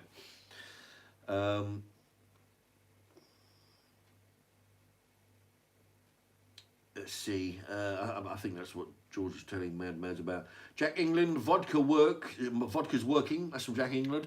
Indeed, yes, I'm definitely feeling the goodness from the vodka. And yeah, I know somebody who actually makes their own booze. They make their own wine mostly, and sometimes spirits. I'm gonna have to get some spirits off him, but yeah, he's always on the hunt for. He'll make wine and spirits out of anything. Oh, I'll tell you what, you know, apples, pears, plums, pineapple, you know, any fruit. He'll ferment it up and make some knockout juice out of that. And if I can get some off him, which he told me he was going to get me some. I'll drink it on live and see what the effect is.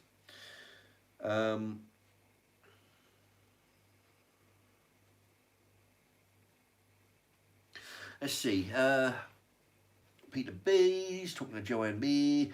Big Lenny's Piss Square. I still don't understand what that title means.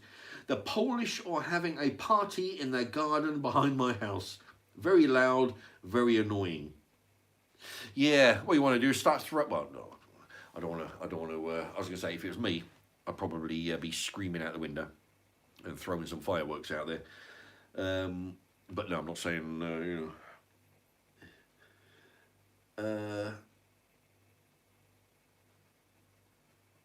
Doing. Let's see. Poser.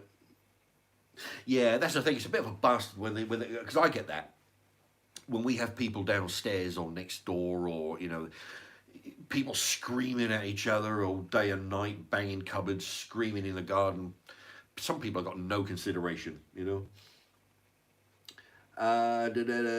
Jack England says, donate if you're able, guys. Actually, if anybody wants to try it, if you donate, like say, just a few pence, for example, just if you want to get into, if you want to find out how to do it, so then when you find a quality channel and you want to donate an amount to them, you can practice on mine. Okay, so if you go onto that and say donate, say 20 pence, for example, I don't know what the minimum is, but say 20 pence, that would give you the practice of how to donate, in case you find somebody who's worthy of a donation. And then if you chuck in 20 pence, you'll get a readout. It'll give you a shout out and whatever else. But yeah, use my channel as a practice for for when you find somebody you want to donate to. Let's see. Dwayne Dibley just done some jumbo Wotsits in King of Crisps.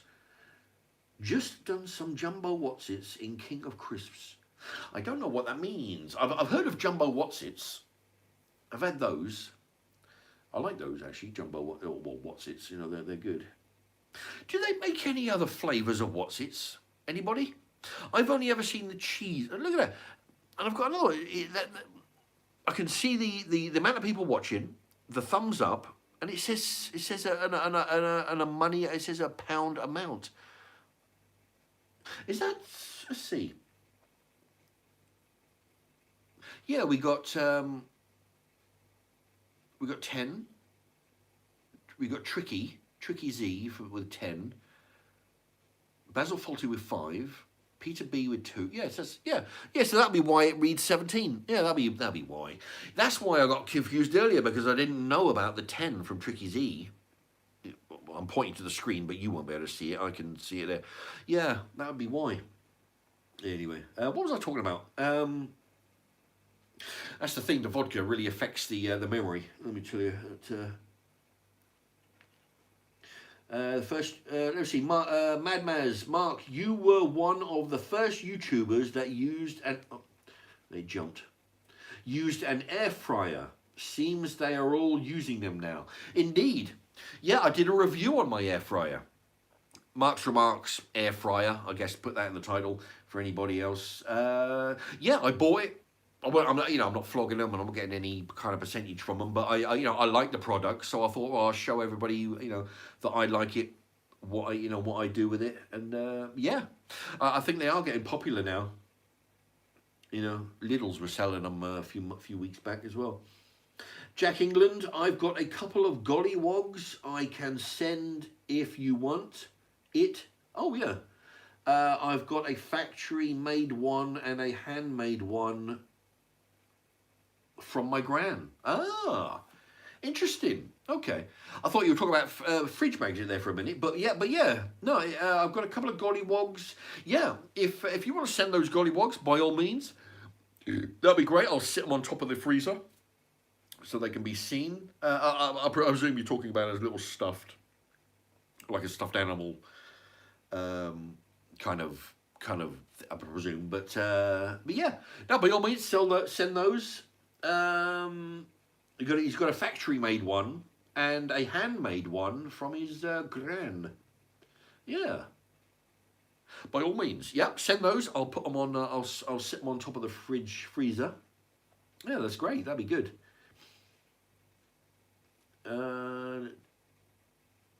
Jack England. I say England, like Robert England. Jack England. Your channel is quality, Mark. Well, thank you very much. like I say, honestly, if I knew what people liked about what I'm doing, then I'd do more. But I don't. But no, I'm just here talking shite for 95 minutes now. But no, I'm glad you like the content of what I'm talking about. Um, no, it's good. But that's the thing. I tell you, I don't know whether it's just me, but it's like when I was training. You know, when you're training with weights, you're looking to make you don't see what other people see. You know, I mean, I'd look at you like when I was training. You'd look in the mirror and you only see what's wrong. You only see, shit, I need to work on the say the side delts, for example, or the triceps or whatever else. You only see the faults, and other people are like, "Fuck me, what you been doing?" You know, you're like you're huge. It's like that with the channel. I honestly don't know. Because I'm here waffling on. I'm not drunk. Well, I am a little bit drunk, but I'm not shit faced. I'm not paralytic yet, but I'm feeling the effect, shall we say? I'm not drunk. But no, it's good that people like the channel and like listening to what I'm saying. But no, it's difficult. I don't see what you see. That's the problem. I'm just being me, and people seem to like what that means. But thank you. All right, so thank you to Jack England for that.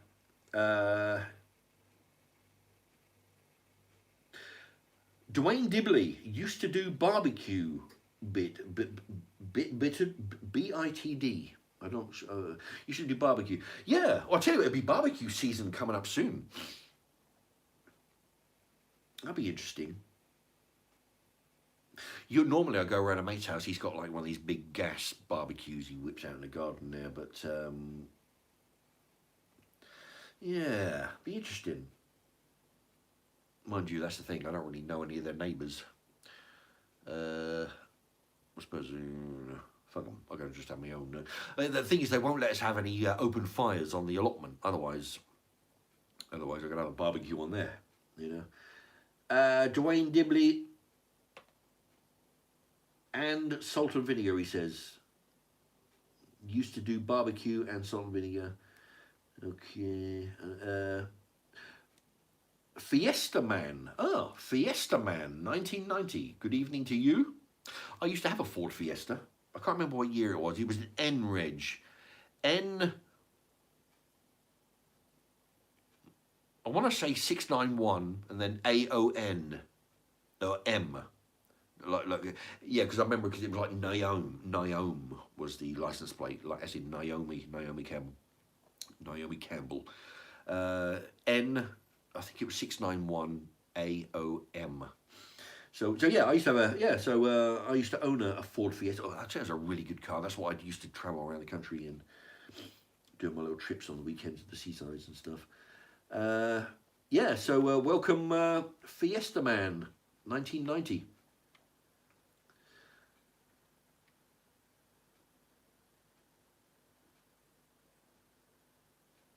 Oh, there you go. I'll give you a bit of a shout out. Big Lenny's Piss Square says, Big Lenny's Piss Square is from a YouTube channel called Delroy Misfits. Check it out. Very good. There you go. Anybody interested in checking out something? Delroy Misfits is the name of the channel. So give you a shout out there. Delroy, D-E-L, or Delray, I guess. D-E-L-R-A-Y. Delray Misfits. There you go. Anybody else have a channel? By all means, I'll shout you out. Just write it in there, and I'll give you a shout.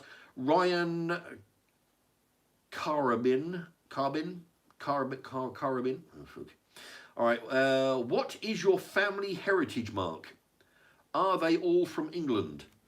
I believe so. Well, my mum will be from Wales. I think she's half Welsh. She won't be full Welsh. I think she's half Welsh. So unfortunately, that makes me like a quarter Welsh, I guess. My dad, I think he's I don't know. As far as see, I've been told the name Durant is French, but you know, I don't think there's any French in my dad. Uh, no, I mean they got divorced when I was like 7. I haven't seen him since I was 18, so that's 30 something years ago. So he's I'm in no position to be asking him anyway. So yeah, as far as I know, all English, well, except for the Welsh side, but then yeah, all be English except for the Welsh portion. Uh,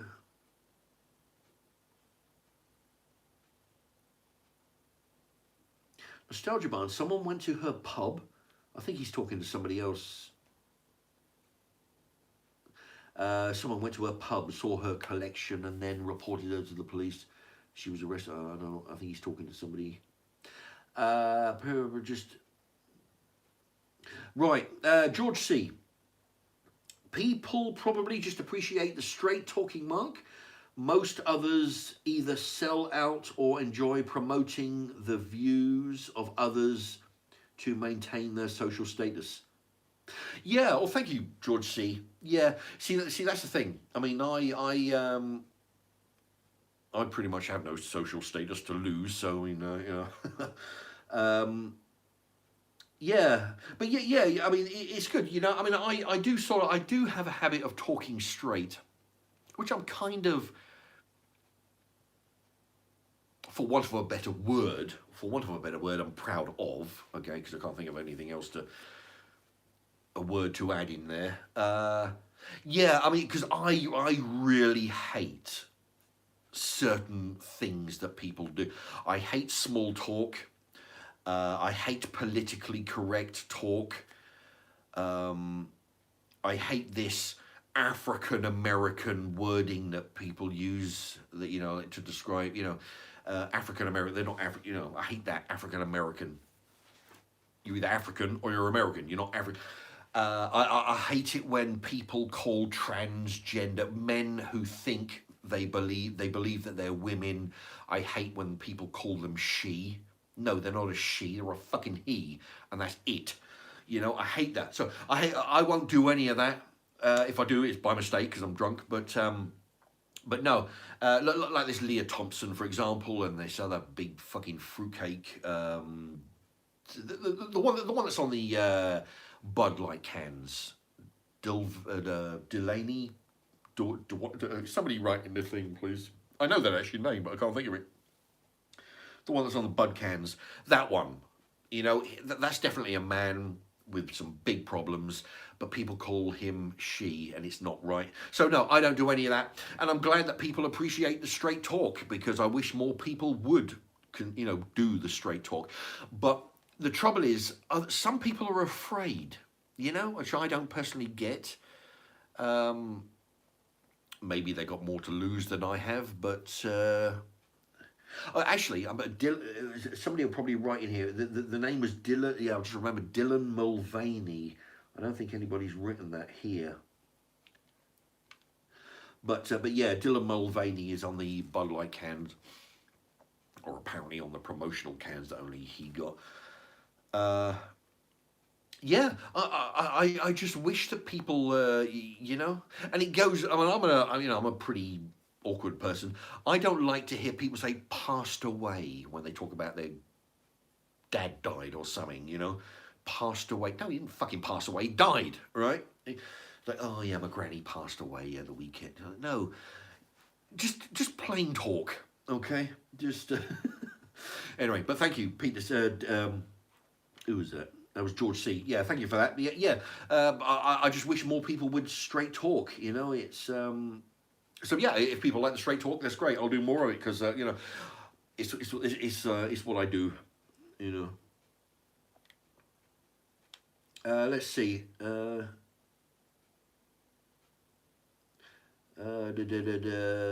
Jack. Others selling out. Yeah. Jack England. It's refreshing to hear an actual opinion, unadulterated. unadulterated by the current thing. Indeed, yeah, yeah. I just hate I hate politically sensitive talk. I hate small talk. Ugh, you know.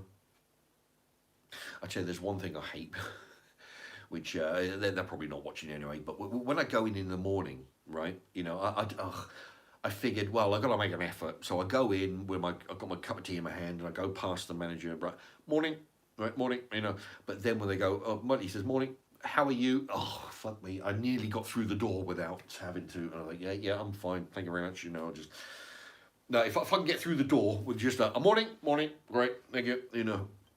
But then when they throw in, just as you get your hands to the handle, they're like, how are you? Oh, Jesus, nearly made it. Ugh. But no, small talk is not something I'm big on. You know, I'll tell you what ruined that for me. When I was at the Argos 12 years ago, when I had all those problems with those fucking assholes, I had to go in, and these two people from HR, they were at the other end of the table. I walked in, and as soon as I walked in and say, hey Mark, how you doing? You all right? Oh, good. You feeling good? Yeah, yeah, take a seat. Within 2-3 minutes, I was out of a job. That was it. And what they were doing was, they were saying, hey, how are you? You know, it really was laying on thick. How are you? You know, you okay? Great. You feeling good? Yeah, great, brilliant. They were trying to get me in a mood where I wasn't going to go start slinging chairs around because I've just been, you know, fired for no fucking good reason.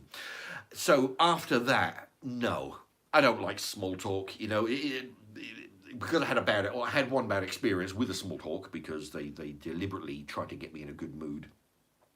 Because it can't be much fun for them, I wouldn't imagine. They've got to fire somebody, and then they've got to go through the thing, thinking, oh shit. Because I was training at the time, so I wasn't like, you know, not a violent person as such, but I was pretty well solid. You know, I was lifting weights. So from their point of view, it's, oh shit. Well, he's standing, like me, I'm standing between the door and them because they've walked in and they were at the far side of the room. So it's in their interest to not piss me off too much because they don't know if I'm going to go lose my mind and start throwing tables around and, you know. But yeah, but because of that, I cut people. When somebody rings me up and they're like, hey, it's blah de blah from Double Glazed Windows. How are you today? It's like, fuck off. None of your business. I don't do that all the time with cold callers. You know, I'm not usually that rude. But sometimes if I'm in a mood, I say, look, none of your business. I got dragged out of the bath one time, and they got, you know, the guy rings up, how are you today? You dragged me out of the bath to ask me about my health. I hate small talk. Anyway. So that was a bit of a rant, but yeah, that's why I sort of like don't involve myself in small talk. If I want to know, I've actually had conversations with people. Say, oh, you know what? I noticed that you're always really clean shaven. What do you use? Electric razor? I'm interested in the answer. I want to know. Do you use a wet shave? Do you use gel? Do you use foam? Do you use a wet electric razor? I'm interested in the answer. I'm not just doing it to say, oh, how was your? I've been in the lift sometimes, and it's like 10 seconds of silence, and somebody say, had a good weekend? Oh, fuck me, I got to leave, you know. Don't do that. Yeah, if anybody's watching, don't involve me in small talk. No, so I don't like listening to it, so I don't pass it on. I don't ask questions just to fill in some dead silence. You know, like you're in a lift or on, you know, you're at the bus stop or something. If I ask you questions because I'm interested in the answer.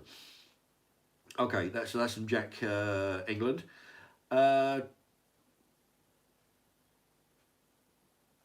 Let's see. George C. Oh, got to pop to the shop before it closes. We'll catch you on what I miss. Ah, right. Well, thank you. Well, you've probably gone already because I was just ranting on for ages. But thank you, George C. Yeah, and come back whenever you want to, you know, see the end of the show.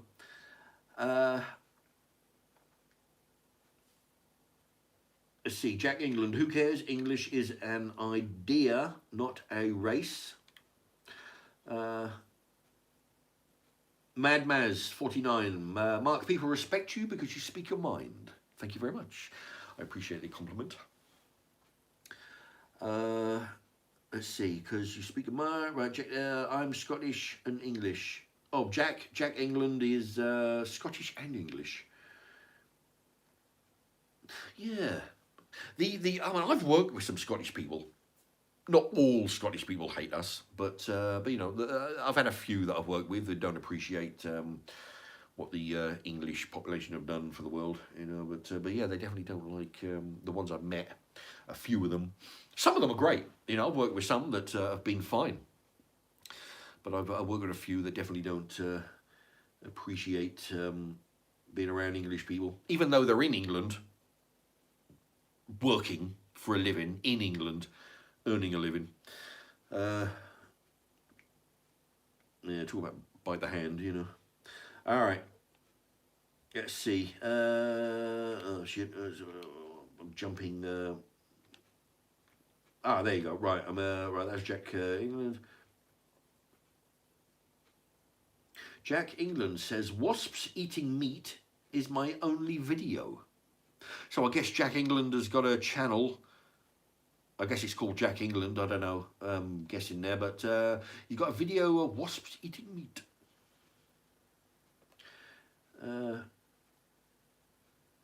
David Grant, is the country in the gutter like never before? Well, it's definitely going down the shitter in a fast way. I mean, the thing is, I find the English. I used to be an avid watcher of English news, but not so much anymore. It's just too depressing because I'm watching news that's totally fucked that I can't do anything about it. So,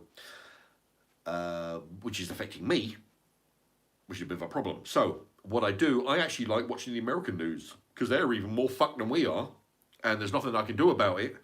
But it doesn't. Well, it does affect us, of course. You know what happens to America eventually whittles down to us.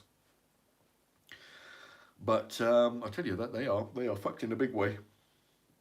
Mainly since Biden took office, which was really detrimental to the well-being of the country. But it is. I tell you, I went on another live stream months ago. I likened it, the catastrophe that's going on in America, to the downfall of Rome. You've all seen those documentaries, the downfall of Rome, the Aztecs, the Mayans. All these were thriving civilizations. All right, they were going for hundreds and even thousands of years, and all of a sudden, you know, almost overnight, not overnight, but you know, in the grand scheme of things, very quickly. And now they're all fucking like the ones in the jungle, the Aztecs and the Mayans. They got huge pyramids, overgrown. They got thousands of acres of cities that are overgrown with jungle. That they were thriving as all hell when back in the day, and of course Rome as well. They were thousands of years. They were king of the heap, and now look at them. And I can see that this is where America is going. You know, America was ruling the world at one point, pretty much.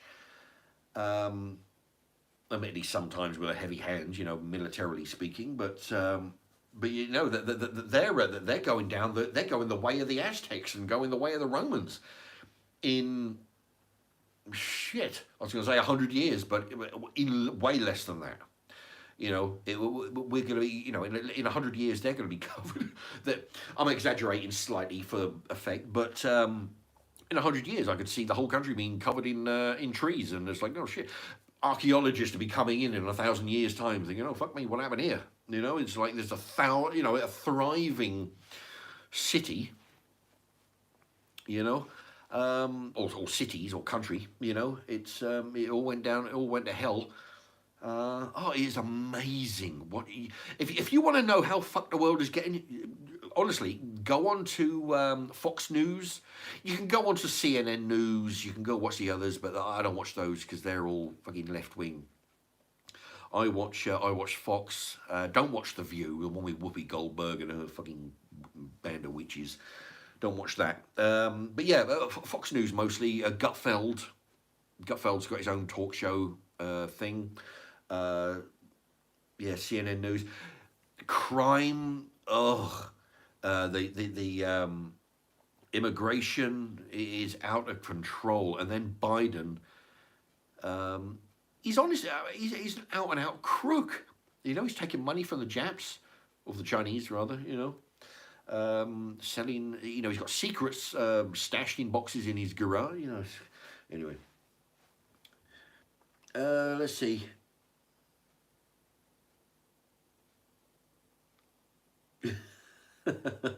Big Lenny's P Square. What does old Boggy think of the Eastern Europeans? Well, I tell you, if he's anything like me, he's not usually a big fan of them. Yeah, I mean, the thing is, for a long time, see, that's the thing that pisses me off. That's why I don't watch the news anymore. That's why I voted out. I voted out of Brexit because I could see the country getting overrun. And if you work in any warehousing, if anybody out there works in anywhere, I've worked in the big ones. I've worked in House of Fraser. I've worked in John Lewis. I've worked in Tesco. All right, in the big warehouses. You go in there, and I shit you not, it's got 90% Johnnies working in there. Okay, if you're lucky to get 10%. Oh, you know what? You're lucky to get 10% people of English working in there. You know, the rest of them are the foreign Johnnies. Get this, right? I actually where I work, we have lorry drivers show up, and one day, it was last week, the lorry driver showed up, and after about 5 minutes, because I looked at him and I recognised him, and I thought, but maybe he's been here before, because we get lorry drivers coming in regularly, once in a blue moon. Oh fuck! You know what they show up. I recognised him, but I didn't know where. So I just assumed he'd been here before. And he said to me, "Have you worked in what was it? John Lewis, I think it was. I think it was or Tesco. That was the one where I cracked the bone in my foot and got fined."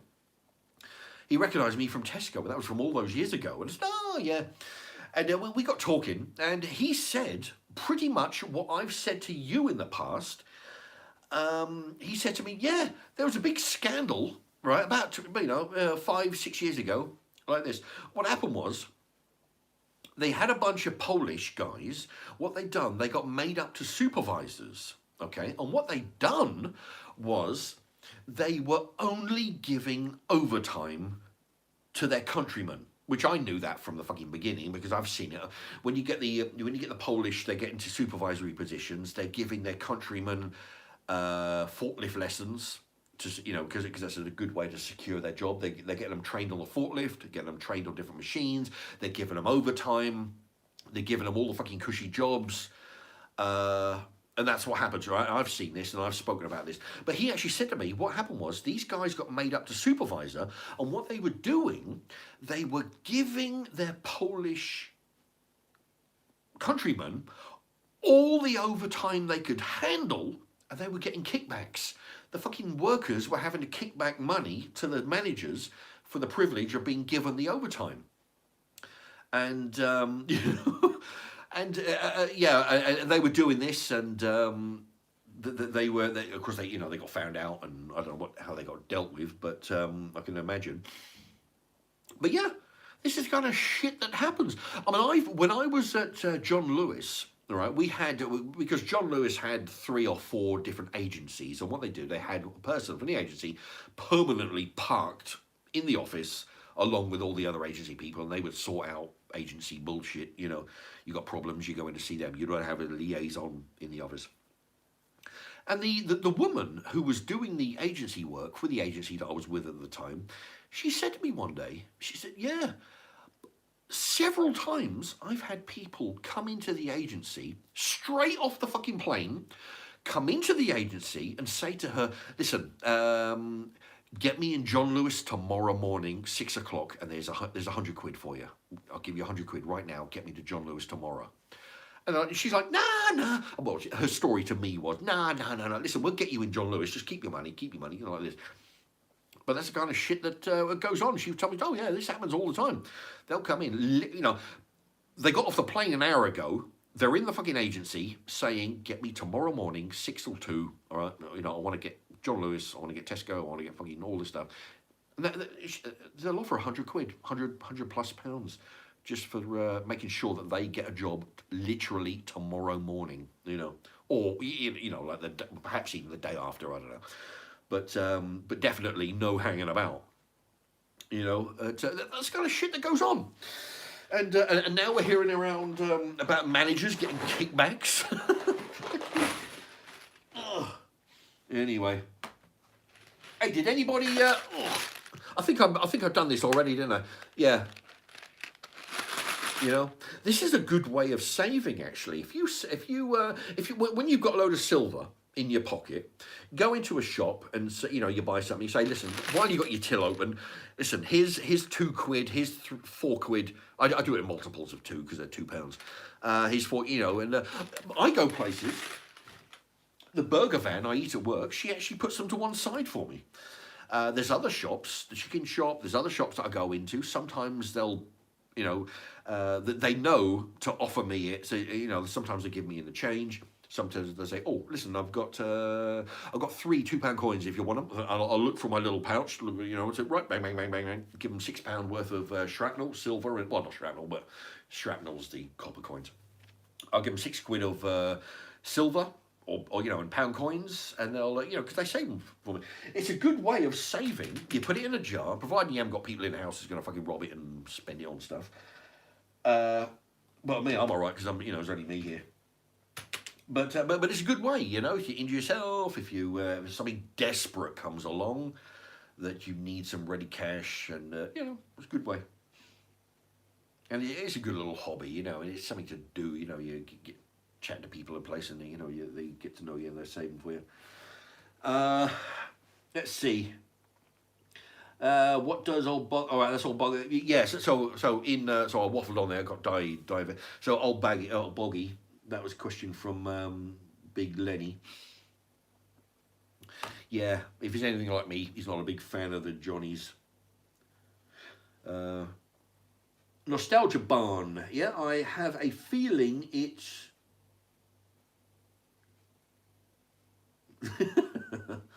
Yeah, Nostalgia Barn. Yeah, no, I'll have to correct some of the wording there. It's there's a feeling if I went into the kitchen right now, old Boggy might come back. Indeed, yeah. I'll tell you what. That's the thing. I did because I had a big response. Right, a lot of people will write to me and says, "Oh, when's old Boggy coming back?" So what I'd done, I actually went in the kitchen and I did 4. I think I did 3 or 4 videos, some crisp reviews as old Boggy. I've loaded one. I've got about 2 or 3 left in the tank, on the computer there to load. I'm in 2 minds whether to load them because I don't want to, people get, if I do it too often, they get pissed off and lack of interest. But I tell you what, though, I noticed, right, when I did Old Boggy, I had a couple of people write to me, "Oh, listen, Old Boggy is not right. You shouldn't be doing that. Shame on you," and all that usual shit.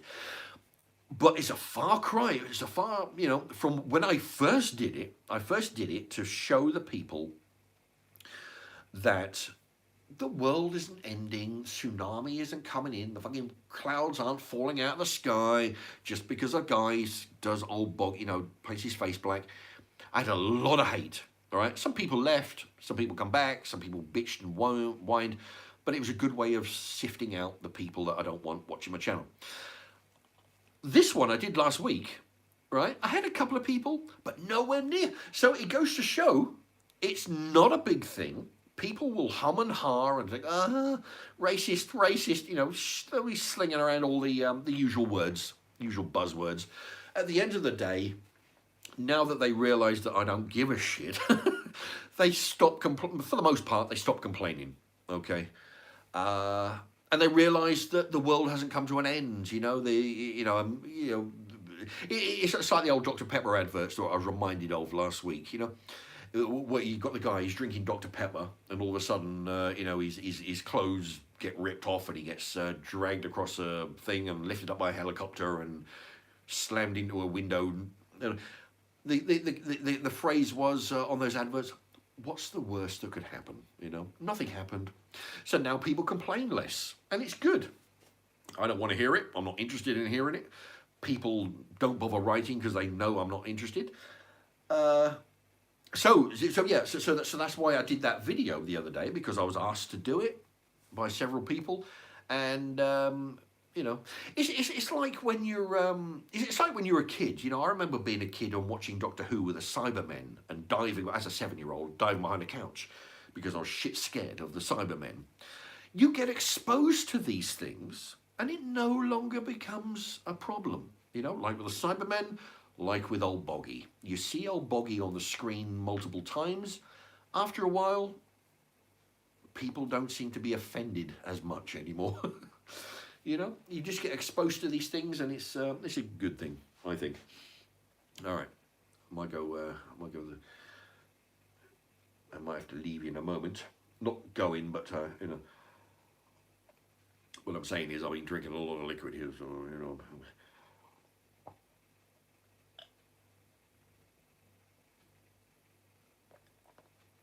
Shit, I'm dribbling. All right.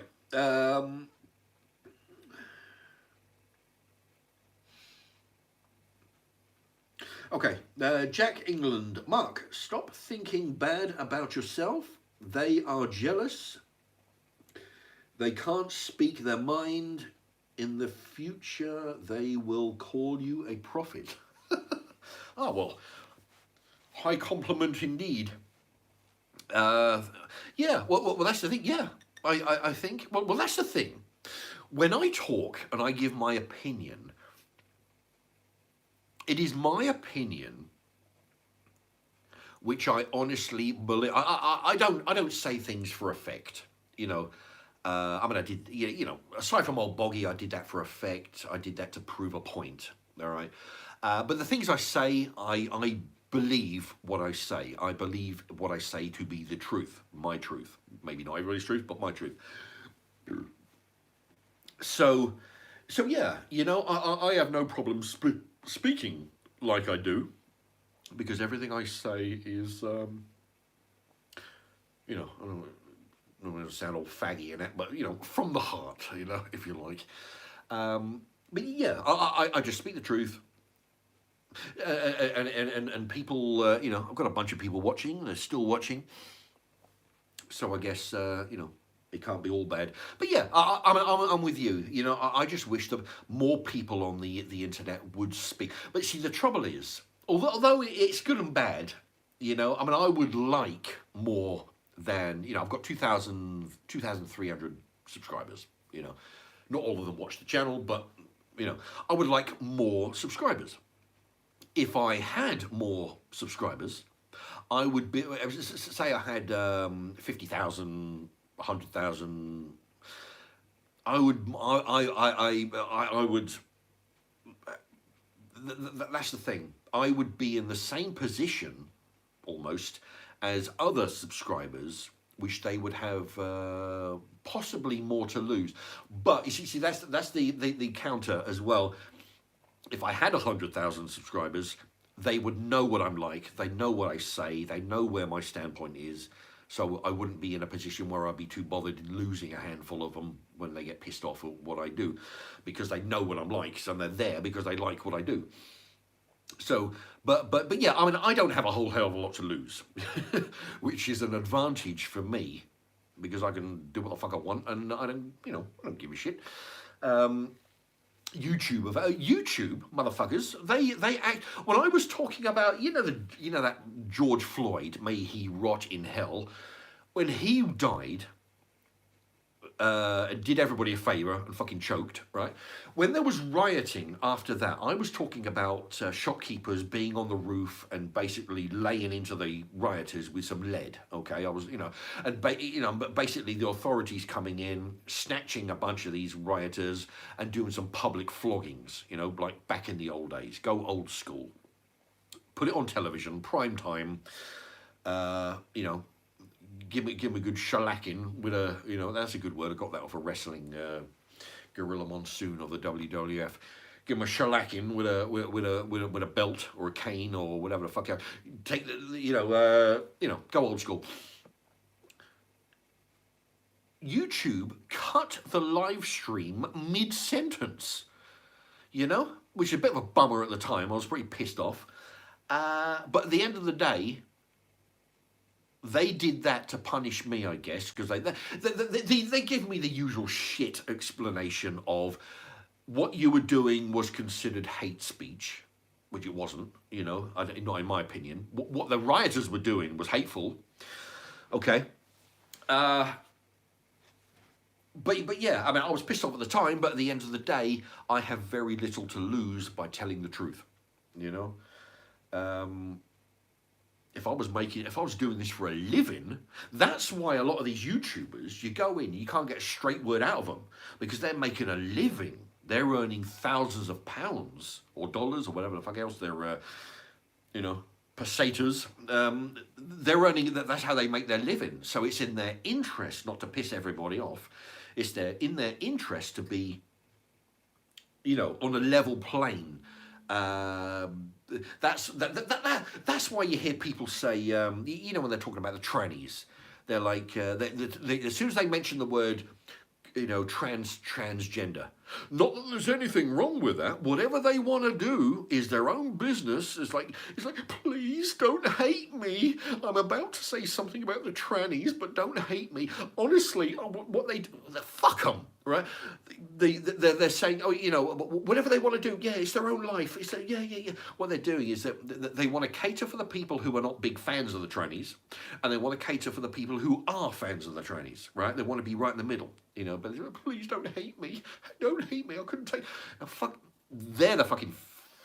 Oh, they're the people who you're not going to get a straight word out of because what they're doing, that they're right, like I say, right in the middle. They don't want to offend anybody. So you can't trust a fucking word that comes out of their mouth because it's not in their interest to tell the truth, you know?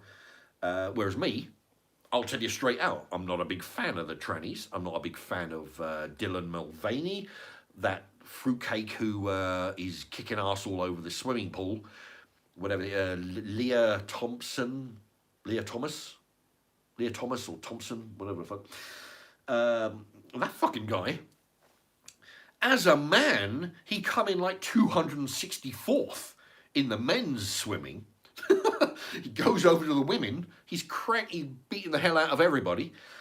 No, I'll tell you straight out, I'm not a fan, and I can do that. I'm in a position where I can do it, you know. All right.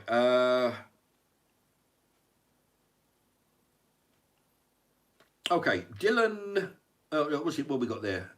Wayne Dibley, can I get a shout out to Squat Juice, Discord, Ravers, please, mate? Yep, absolutely. Actually, well, the thing is, if you put the actual channel name in quotations, I'll know. Okay, but that'll be helpful. But I think it's Squat Juice, Discord, Ravers. Squat Juice, Discord, Ravers. There you go. Shout out for you.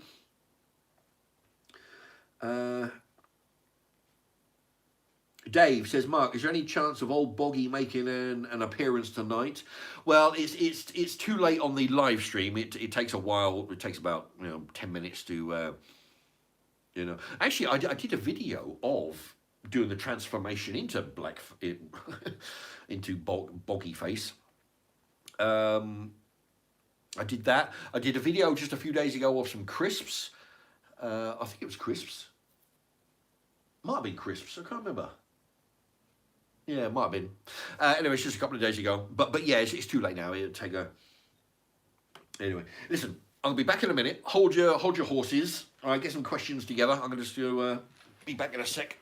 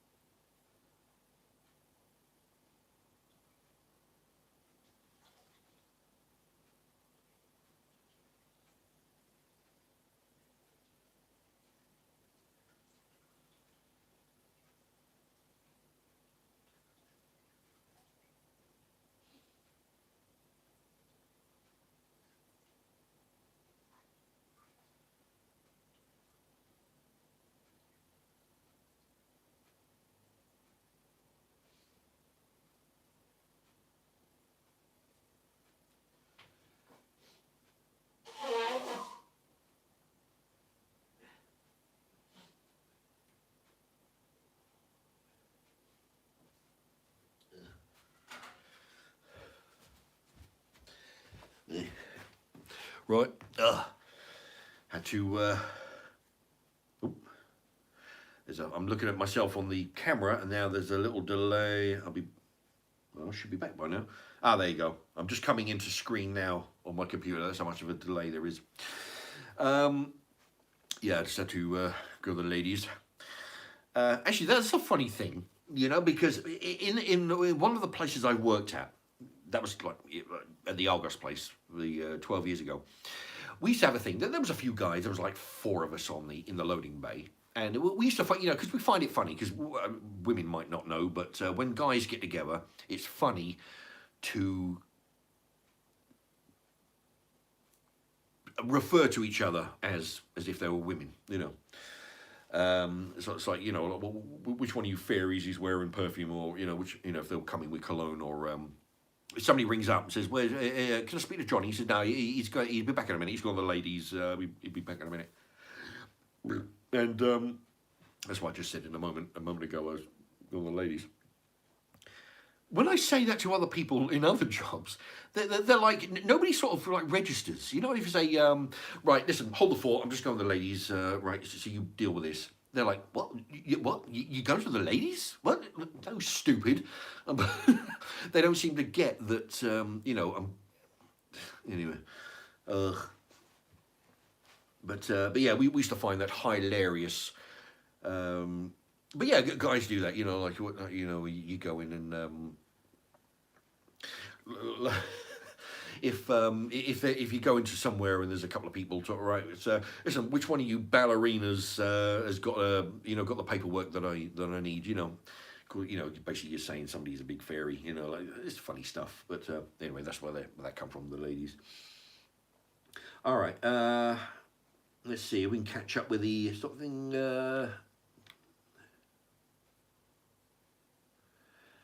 Of Chinny chance of Boggy making an appearance. So that's from Dave. Yeah, be late now, but yeah, I'm not against doing a old Boggy making an appearance. Oh Jesus! I tell you what, it does. It jumps. There was.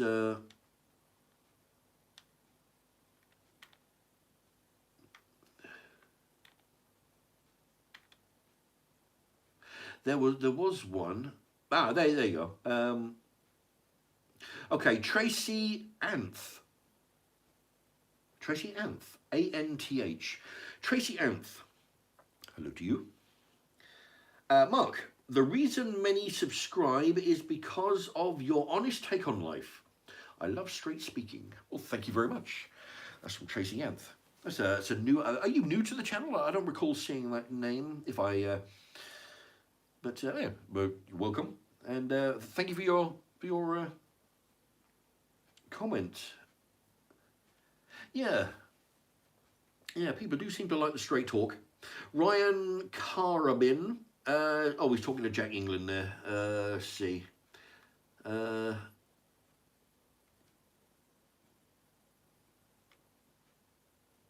Vitaly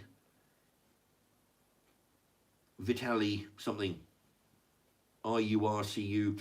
How are you? I'm not too bad. A little bit worse for wear because of the vodka, but I'm okay. Jack England, thanks for the enlightenment.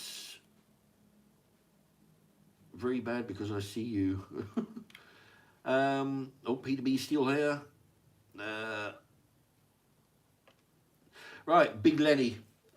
Hi Mark, how's your day been? Yeah, it's not too bad.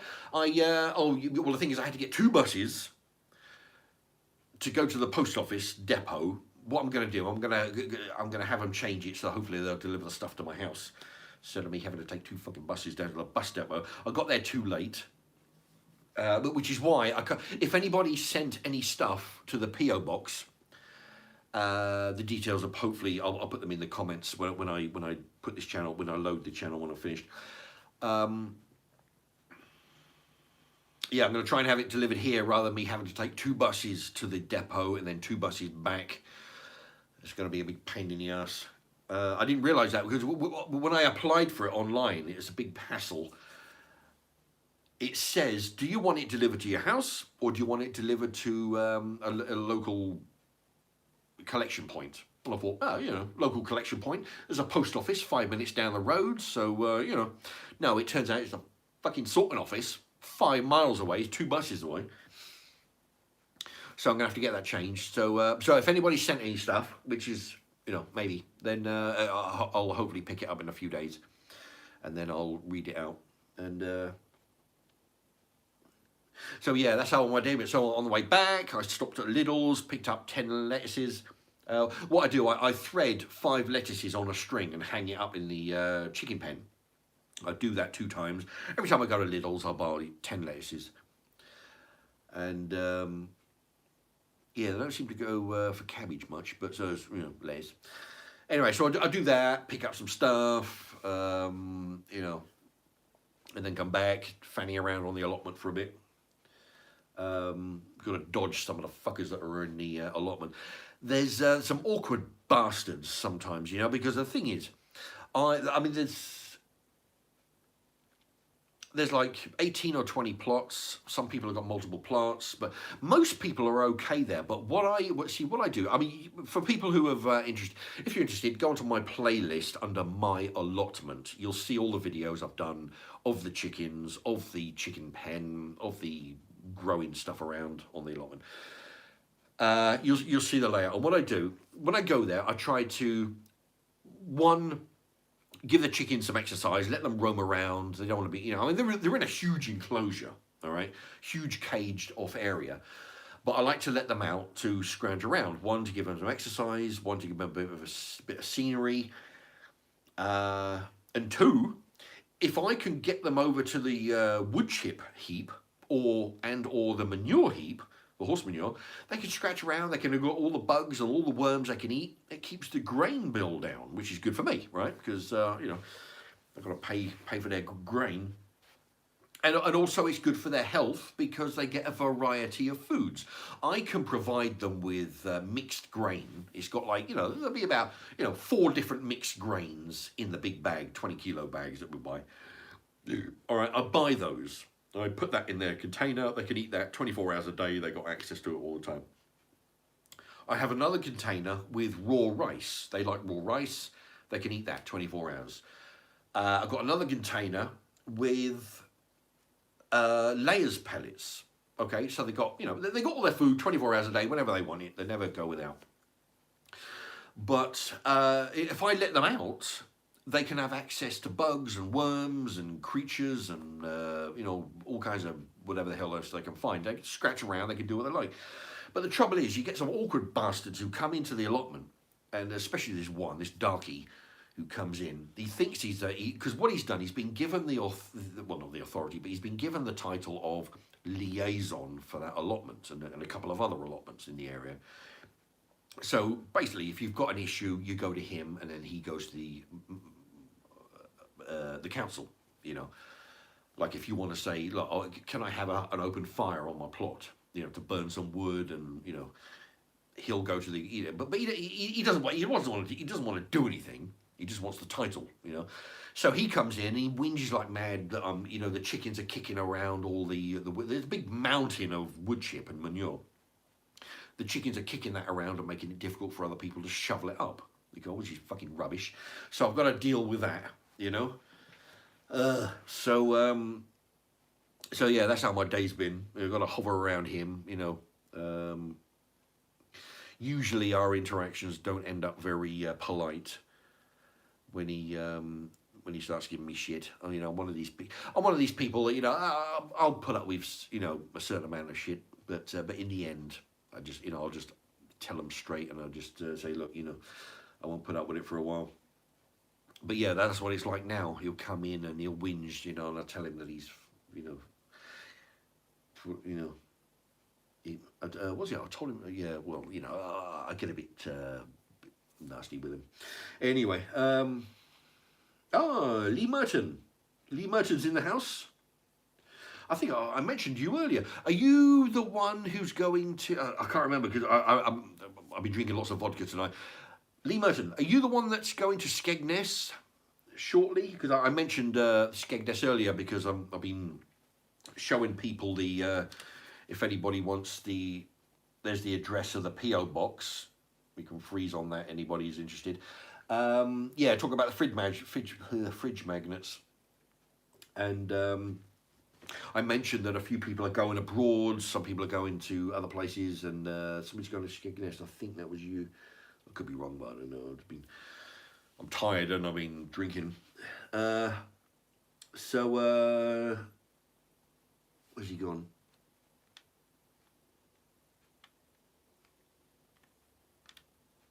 I tell you, that's the thing. The comments all jump.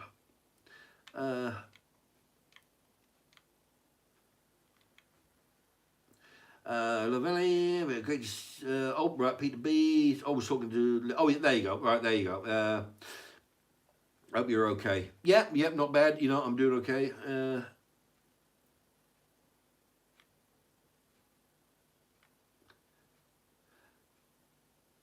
Jack England, they love the Slavs. You know. Invest gold, copper. Yeah, Jack England, invest in gold, copper, and silver. Gold, copper, and silver. Yeah, well, I have. I don't have gold. I want to get out to the seaside. I've got a metal detector I had from years ago that I used to be in the club. Find some gold stuff on the beach, I would imagine. But I've actually got a silver coin actually. And I have bunches of copper. What I do, some of you have seen, you know, those. I've got a load of. What I do, I salvage copper wire. If I find, I get copper wire from work. They let me have stuff that's destined for the bin. And say, look, this is going for the bin. If you want it, dive in, get what you want, sling the rest. So I take all the wire, and sometimes I'll open up a machine and rip some stuff out, and then I'll spend the next couple of weeks stripping the plastic off the wire, wrapping it round in a big bundle into, you know, usually quarter, around about a big thick bundle is, you know, usually about a quarter of a kilo, and you know, a huge one would be about sort of half. So I've got bunches of that. You know, I can collect plugs, you know, the brass pins from plugs, you know, that kind of thing. So, but yeah, but Jack England is right. If you're going to invest, I mean, people invest in gold and silver. Yeah, oh my nose is itching. Ugh. People invest in gold and silver, which is good. It takes money to do that, but you know, it's an investment, and you can, if you want to leave it for your kids or whatever the hell else. If anybody's out there, especially you younger people who would probably won't be staying up till 10 o'clock at night like it is, they you know, or anybody else, you can actually, because I mean, any metal is, you know, is worth money. Anything from aluminium cans, which I used to collect, take down the scrapyard, get the money, and buy chicken grain with it. That's how I funded my chicken food. I used to go around every Sunday around the housing estate with a bag and one of those litter picking sticks, picking up cans, load the car up with 6 or 8 bags. This is when bags were about £8 a fucking 20 kilos, about, you know, 11 now. But that's how I pay for the chicken grain. So aluminium cans and pie tins, they're all aluminium. When you buy, you know, even Coffee Mate, I use Coffee Mate because it's better than milk. I find it at work, it's more creamy. The lid from that, if you get a yogurt, the lid from that is aluminium. In the old days, when I was young, we used to get the milk delivered with a milk bottle, glass milk bottle. Back in those days, the aluminium, the silver top or the red top or whatever colour top on to seal the bottle, that was made of aluminium. It's worth fuck all, but I mean, by the thousand, it adds up. And people used to save it. They used to wash it, save it, give it back to the milkman, and he used to give it to a charity. And that's how that's what they did in those days. So yeah, any metal, it's all worth different amounts. Aluminium is probably actually no, steel. Back when I used to salvage a lot, steel was the least worth. You know, so that's why you know, back in those days you get 10 pence a kilo or something. You know, £100 a ton. Then aluminium cans and pie tins, that was worth like 50 to 60p a kilo. Then it went to copper wire. Or was it copper wire? Was it, I can't remember. Copper wire and brass. They were fairly much the same, a pound or so different, but copper and brass. And then you've got your precious metals, what they call precious metals, gold, silver, all these components. That's why, all these components in your phone. That's why charities will say, listen, post off your old phone to us. We'll scrap it and we'll use the money to buy some stuff for the charity. That's what it is. What they do is they get the phone, they'll sell it to a charity who will smash it into, grind it up into, tiny pieces. They'll sift out all the what's the name? Not plutonium. Anyway, but there's gold and there's silver in your mobile phones and in your computer, in the motherboards. I'm gonna have to find out, because I heard a thing from I heard years ago that if you collect up all the circuit boards from the computers, because a lot of them have got like gold plate on the circuit boards for conductivity. They're not worth fuck all, but if you collect kilos of it, you just take it to the scrapyard and they will send it away to a factory and they will do their thing with the acid and burning and all the other stuff. And they will extract the gold, the gold, silver, soldering, what's the name of it? There's another metal in phones, which they have to get from Africa and that. It's all worth money, So, but yeah, if I find more information on that, I'll let you people know. It's something I heard about, but yeah, you need kilos of it, circuit boards. Because the amount of gold that they're going to salvage from the circuit boards is minuscule, which is why you need lots of it. But if I find out more information, I'll let you know. So, so that's one way of doing that.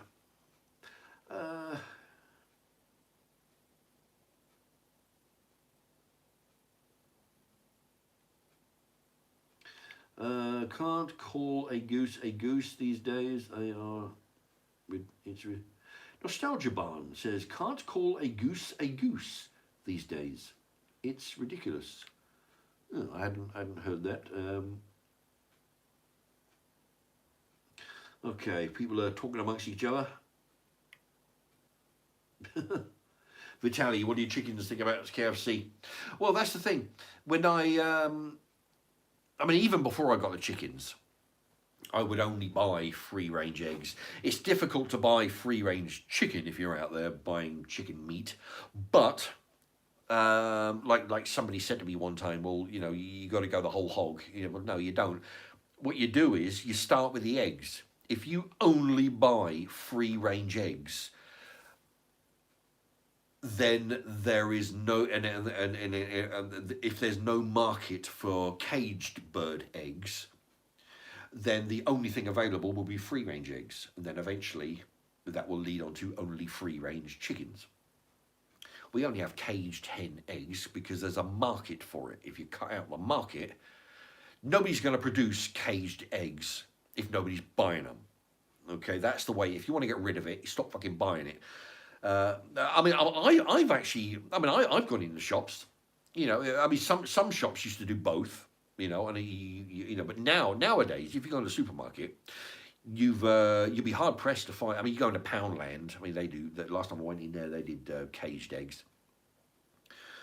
Wholesalers for cafeterias and what, they'll do caged eggs, which is why I don't buy eggs in the burger van that I eat from every morning.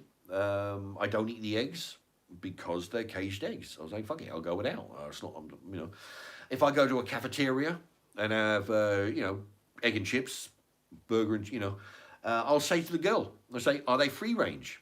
Being a dummy, she'll go out the back and she don't know, so she'll go out the back, find out, no, they're caged, right, well, fuck it, right, I'll have an extra, change it for something else, put a tomato on there or something.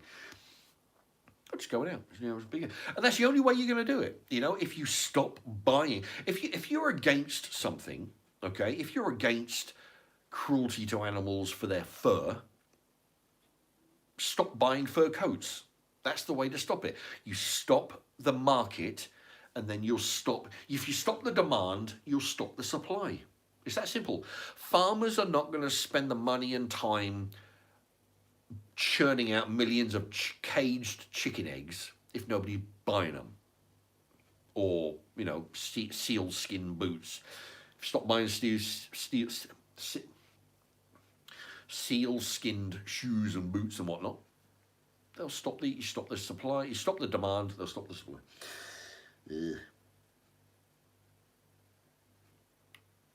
Yeah, Peter B says he's talking to Vitali. Mark's chickens are spoiled rotten and pampered. They are. Yeah, that's the thing. They're too spoiled. They don't fucking listen to me. When so when they're leaving their cage, I'll say, right, well, they'll follow me to the wood chip, right? Which is all good, until they want to come back, and then I've got to coerce them. I've got to chase them around with guide them with the rake, just to get them back. They don't listen to me. I'm just there to, let them in, But yeah, they just do what they like. They need herding. They need watching they need watching constantly. Because as soon as I take what I do, I figure, right, what I'll do, I'll lead them over to the wood chips. Right, I'll leave them over there. I turn my back to go fill their food feeder and take the eggs and change their bedding and whatnot. Turn my back, and they're diving into somebody else's plot. So I've got to run over there, sort of herd them away. Ugh. You think they know by now they're not welcome over there, but no.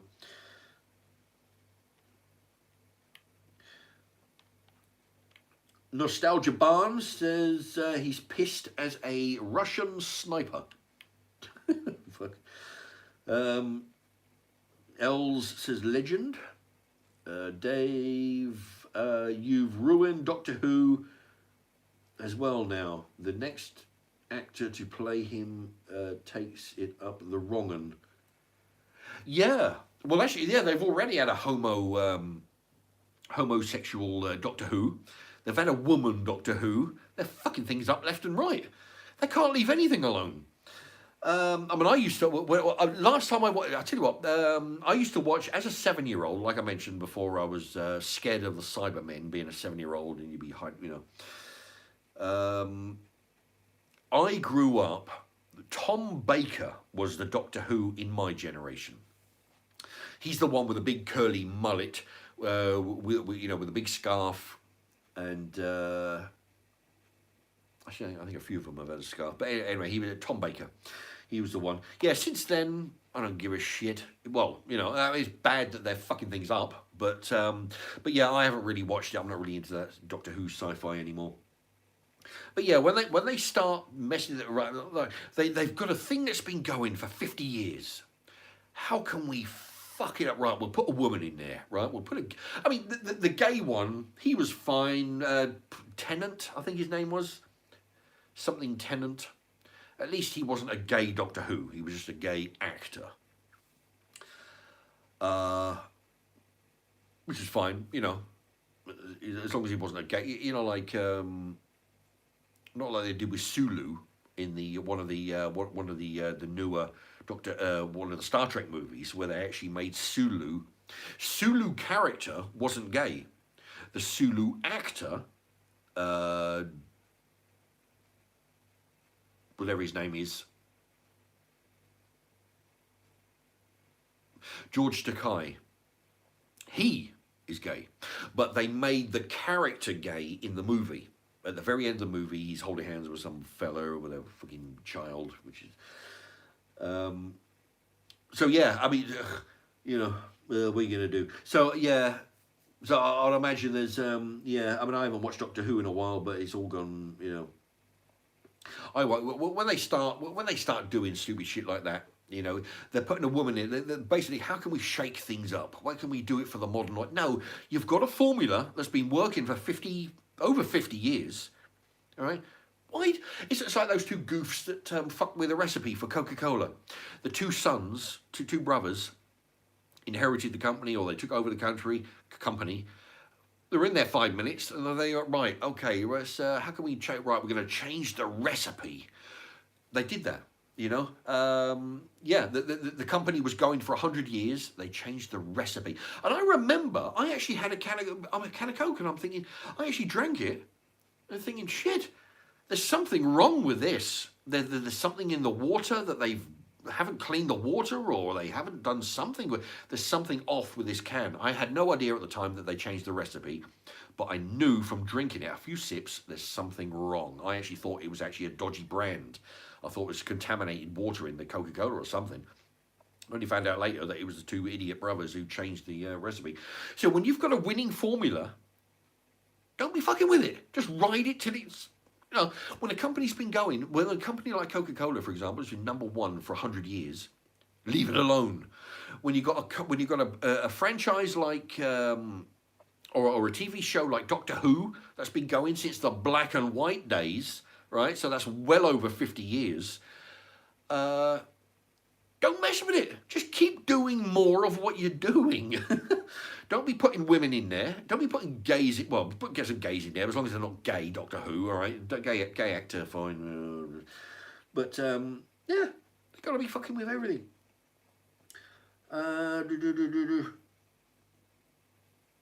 Okay, next, the actor played, yeah, takes up the wrong, that's from Dave. Peter B, right, he's talking Boggy. Yep, Els, Boggy is the man. Indeed, yeah, I did a Boggy video the other day. He was reviewing some crisps. I've got a few more on the computer. I'm in two minds about whether to load them. I figure if I load them one after another, people just get sick of them. But yeah, I've got no problem. Yeah, I'll you know, maybe I'll give it a while, load the other one. You know, maybe I'll do another Boggy going live. Okay, we've got a bunch of people watching. Jesus. I've been live now for 161 minutes. Ah, there you go. Oh, I've just got a flash. I've got a picture up.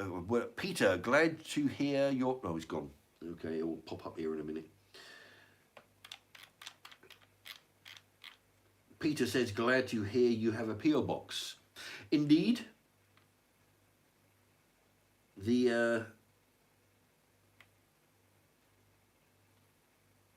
Oh, that's a different Peter than Peter B. There we go.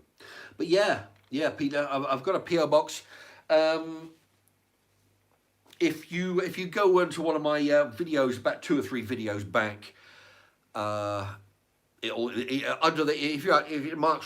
you type in Mark's Remarks P.o. box, I gave details about what I'm looking for in the P.o. box. You know, the scrap cardboard, because it is, in my mind, it's good. It's different than what everybody else is doing, right? Because everybody else has a P.o. box, but they want you to send letters and shit, right? What I'm doing is I'm thinking, you know, this'll make this'll not inconvenience the postman, but the postman, it'll be something different for the postman he's having to deliver scraps of rubbish through the letterbox. You know, if you make a postcard out of a Mr. Kipling apple pie box or a cereal box or a biscuit box, you know, basically he's got a handful of basically cardboard garbage. As long as it's got a stamp on it, it will get through. Oh man, my nose is itching.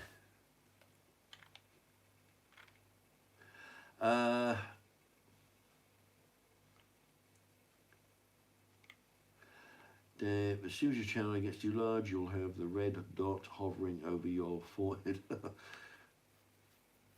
Oh, Dave said as soon as you get your channels get larger. Oh, my nose. Oh, it's itching. That's the trouble, you know. You let your moustache get too long and. All right, LB5600. Hiya, Mark. I'm off to Norway next month. And I'm going to bring you something back to try. Interesting. Oh, that'd be, thank you very much. Well, you know, if you want to, I mean, it won't be, the expense of the postage probably won't be too much. You could actually post it from Norway if you wanted. It'll still get here. And also, you'll have the advantage of using a foreign stamp. You know, just, I mean, if you want to bring it back to England, that'd be great. But you know, you're still going to post it, so it'll be the same. If you posted it direct, it'll be the advantage of a foreign stamp, and it'll have you know, anyway, do whatever you like. But whatever you send, be much appreciated. And yeah, I'll read your card out, you know, and whatnot, and I'll show you parcel from you know, on the vid. That'd be great. LB5600. Yeah, that goes for everybody else. You know, you don't have to be going abroad if you just if you want to send a postcard on a bit of a cardboard box. If you want to send me a letter with a picture of old Boggy, if you want to send a fridge magnet, or some sweets that you want me to review, or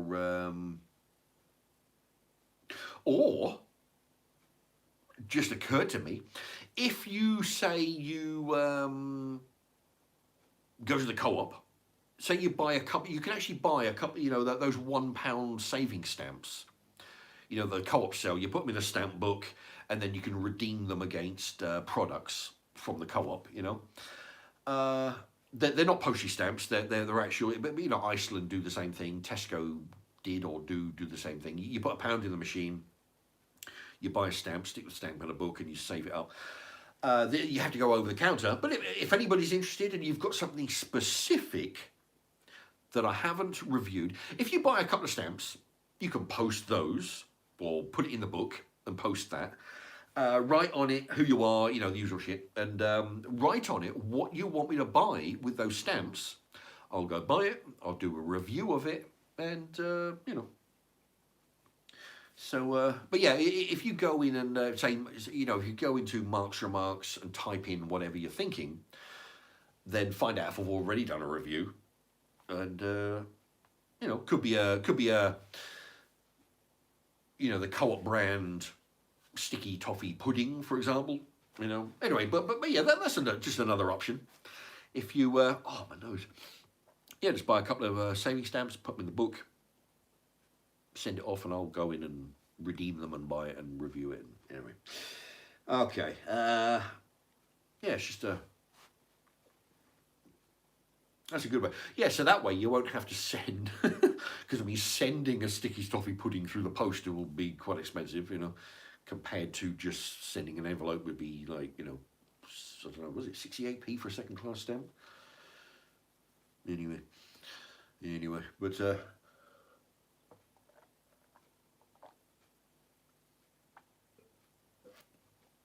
I tell you what I ought to do, you can actually, but what I ought to do is buy one of those little optic things, so I can have that hanging and I can just put the glass under and I know exactly how much I'm drinking. Because when I put the vodka in there, I'll put it up to the, I mean, I could see there, but it'll be about, if I was to put it there, it'd be about a centimetre deep, but as you can see, it's, you know, it's quite wide, so that last one must have been 3 or 4 shots. I've got no idea how much I'm drinking.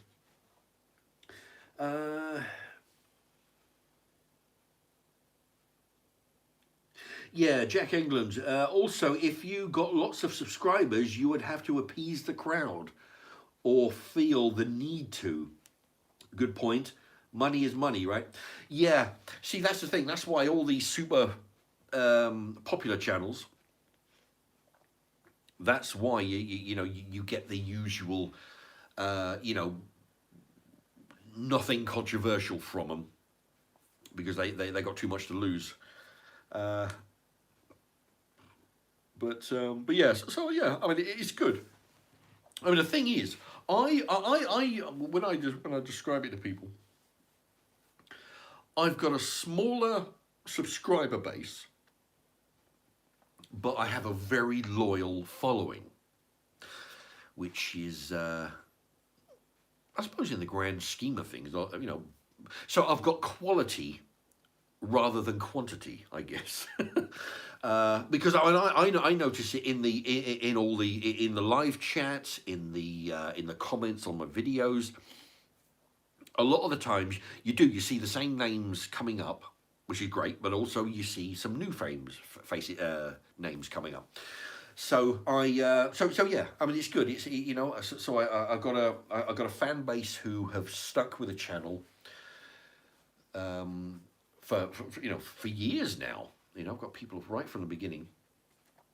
So yeah, I am advantaged, I guess, rather than having hundreds of thousands. I've just got a couple of thousand, but they're very loyal and they come back over and over again, which is good. And if each of you can tell a buddy at work or or somewhere, then that wouldn't hurt. All right. Let's see.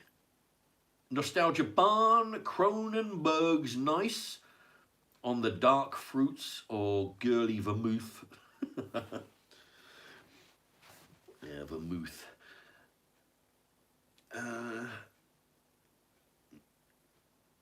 Yeah, Els. They, them people need to be sent to a nut house. Yeah, I don't understand that. That's like, my pronouns are he, her, they. What the fuck? I don't even get it. I mean, either you call the person by their name, but if you don't know their name, say, yeah, him over there, them over there, those people over there. That's just normal speak, I guess. So like if you say, yeah, go see them two over there, they'll sort you out. Or go see him.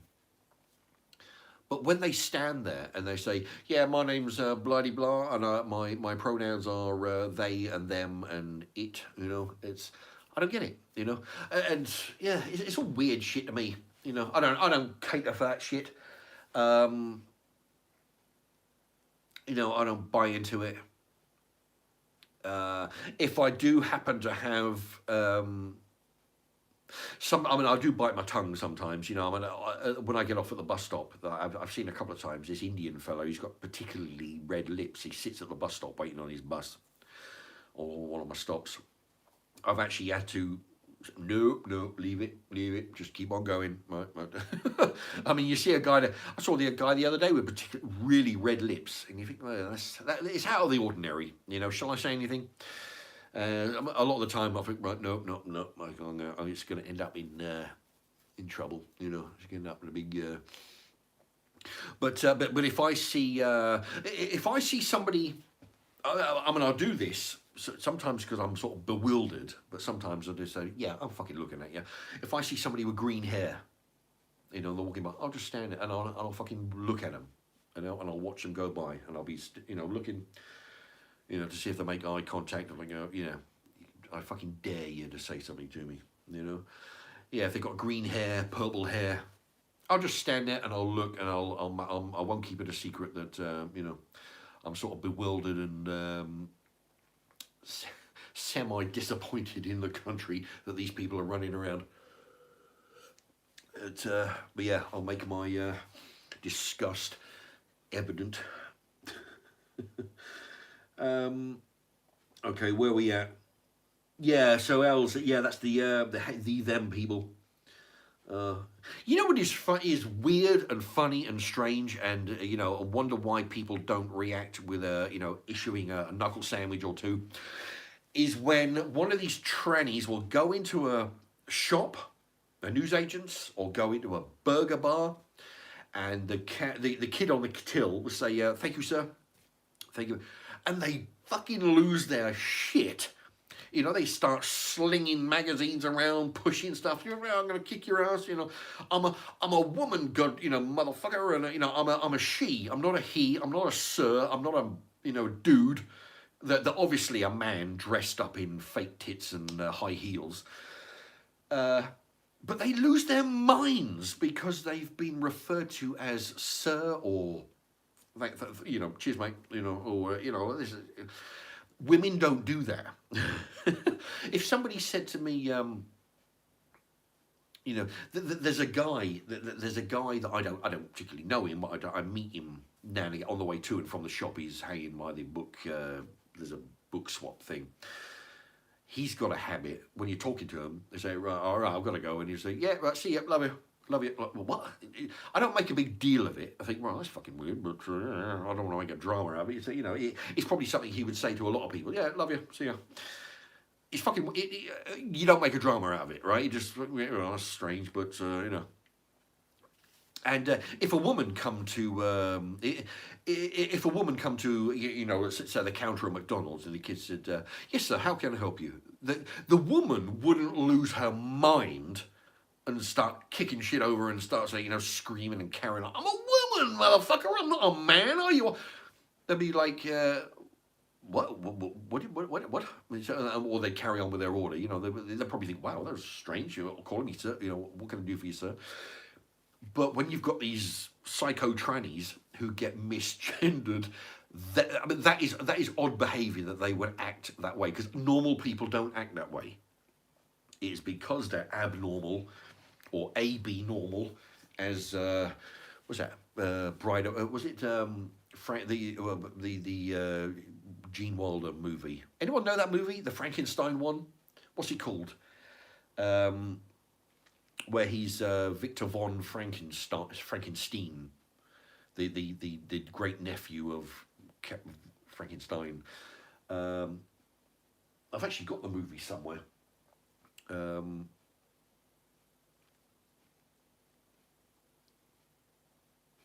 But yeah, but that's where the AB normal gag comes in.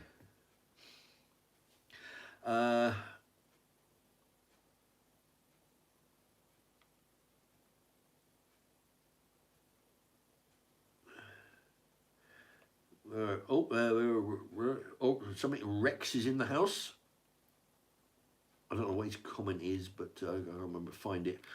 That Peter's saying hello. Okay, see if we can find a question. It's too late, Mark. Rouse Olber. Nostalgia Barn Mark says it's never too late. Rouse Old Boggy. Yeah, Old Boggy will probably make an appearance. What I need is the day. It needs to, you know, I need a day or two after, because I'll tell you, this stuff it's not hard to get off, but it just makes it's a bit oily on the skin. But the thing is, it's going to take 10 minutes to get on, and it would mean a lot of blank screen here, unless I brought it in and sort of did it. But you know, then I've got to wash it off. But no, I'll do another. You know, if people want to see another Old Boggy review. I did an Old Boggy reviews the Caramac chocolate. Old Boggy reviews some crisps. And I've got a few more, you know, to load. Matthew Smith, we want Old Boggy. Indeed, yeah, Old Boggy, he'll come back. We have just Matthew Smith. Have you just done a fat stripe of pub grub? I don't know what that means. Fat stripe of pub grub. I don't know what that is. But I haven't eaten in a pub in a while. But yeah, my local pub, they seem to be doing 2 dinners for sort of like 11 quid or something. So that's back when I was training, I would go in and eat both dinners. You know, I've done that. But yeah, I'll have to find somebody to go with. Let's see. Old Boggy, Peter B. Old Boggy is boss, indeed.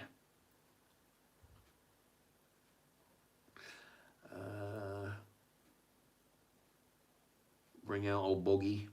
Matthew Smith. Yeah, he'll be coming out again. I'll send you a.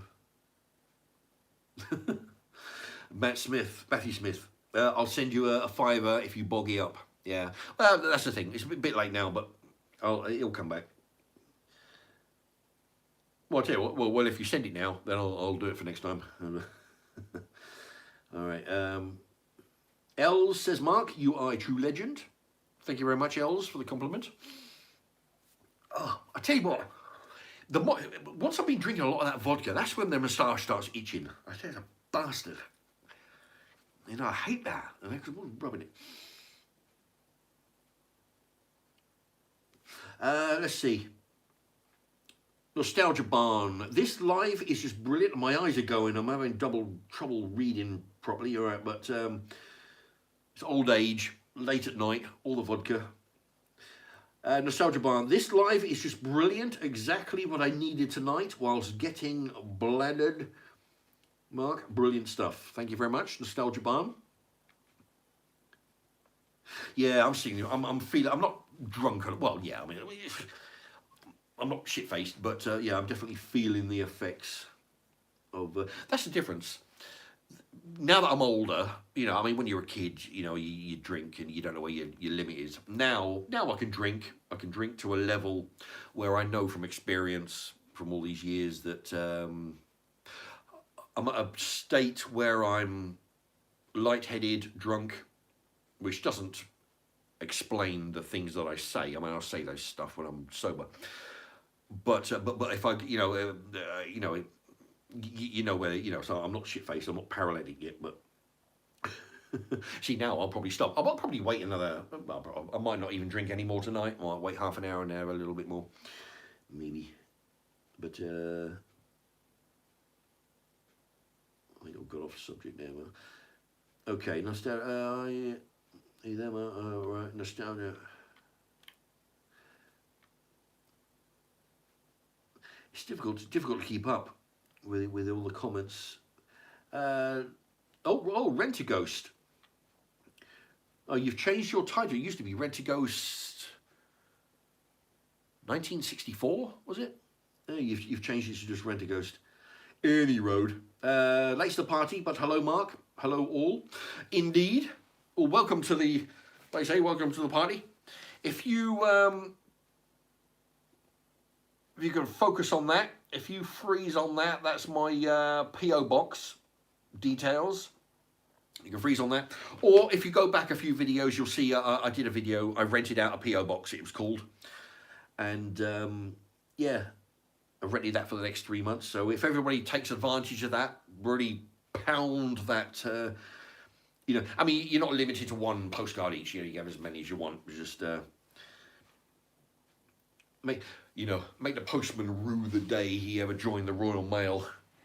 You know, with a big bag of rubbish cardboard biscuit boxes for postcards. You know, great. Let's see. Okay, Pete. Pete has donated £2. Thank you, Pete. That's for the non-binary fund. Indeed. Yeah, I see. That's one of those little buzzwords I'm still not clear about. Non-binary. I don't know whether that means they don't know whether they're male or female, or they're not certain. They're a bit confused. Well, they're confused, sure. But anyway, Peter B, thank you very much. Big shout out to you. £2 from you. Thank you. And a little fox picture there. Rent a Ghost says, I've got your P.O. box details. I'll send you something. Excellent. Thank you very much. Yeah. Looking for fridge magnets, pictures of old Boggy, stamps for the dog charity, all that stuff. Last time I got some pictures. I'm not saying not saying people should send me t-shirts and stuff, but yeah, last time I got some interesting chicken t-shirts. It was well unexpected. Very nice. But yeah, I mean, nobody has to do that, of course. But if you want to go the expense of a postage stamp, by all means. And yeah, everybody, you know, I'll put the thing on the screen for everybody to see.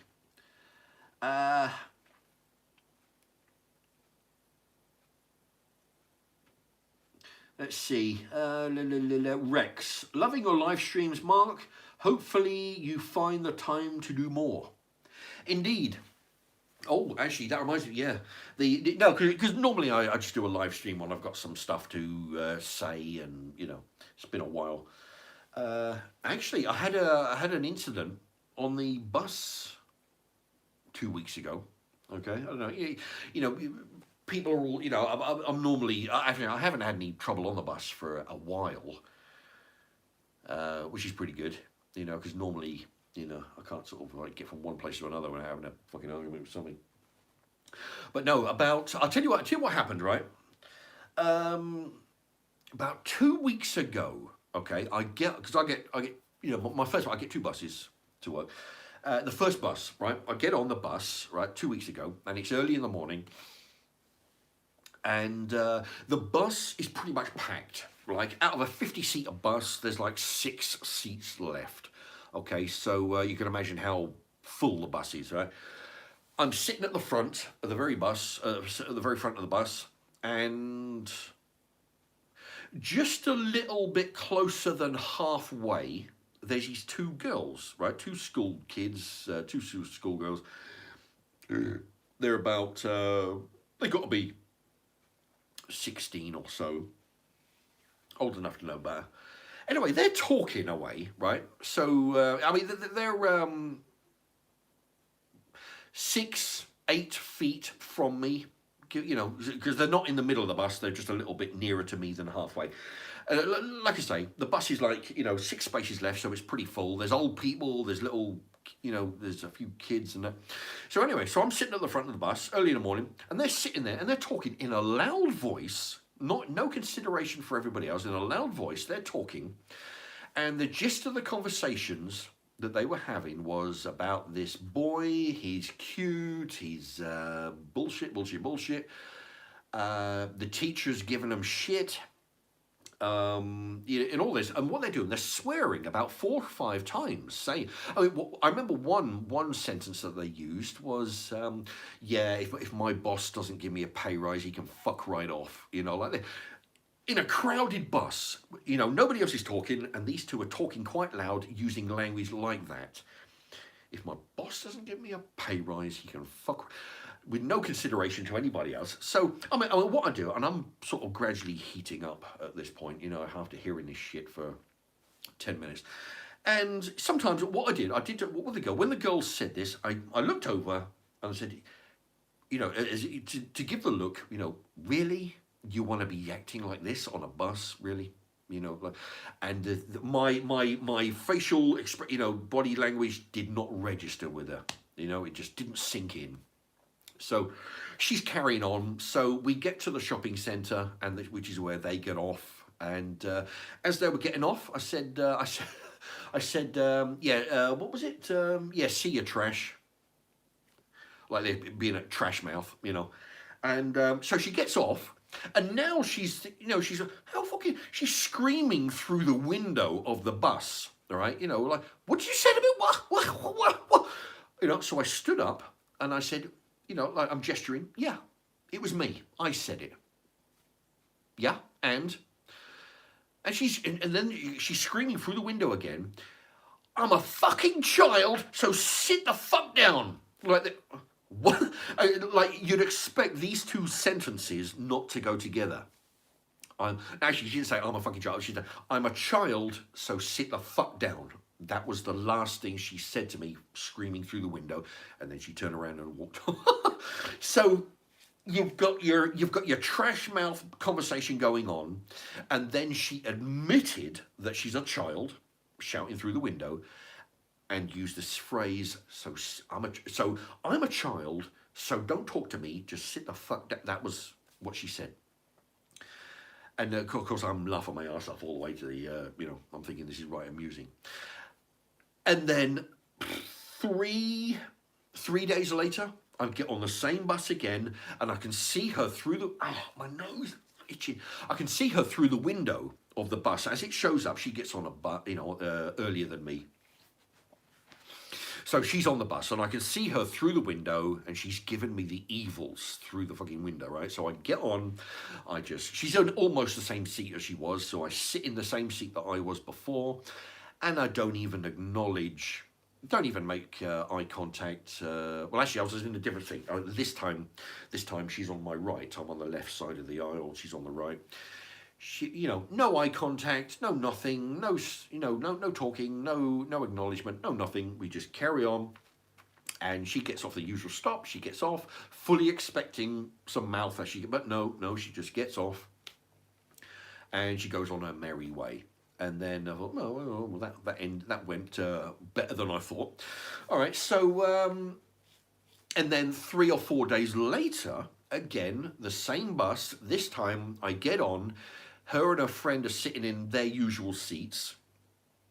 This time, and I sit in my usual seat in the front of the bus,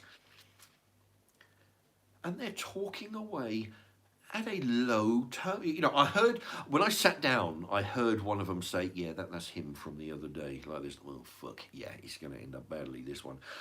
But no, they're talking in a low tone, fully respecting everybody else's, you know, they don't want to hear their bullshit conversation.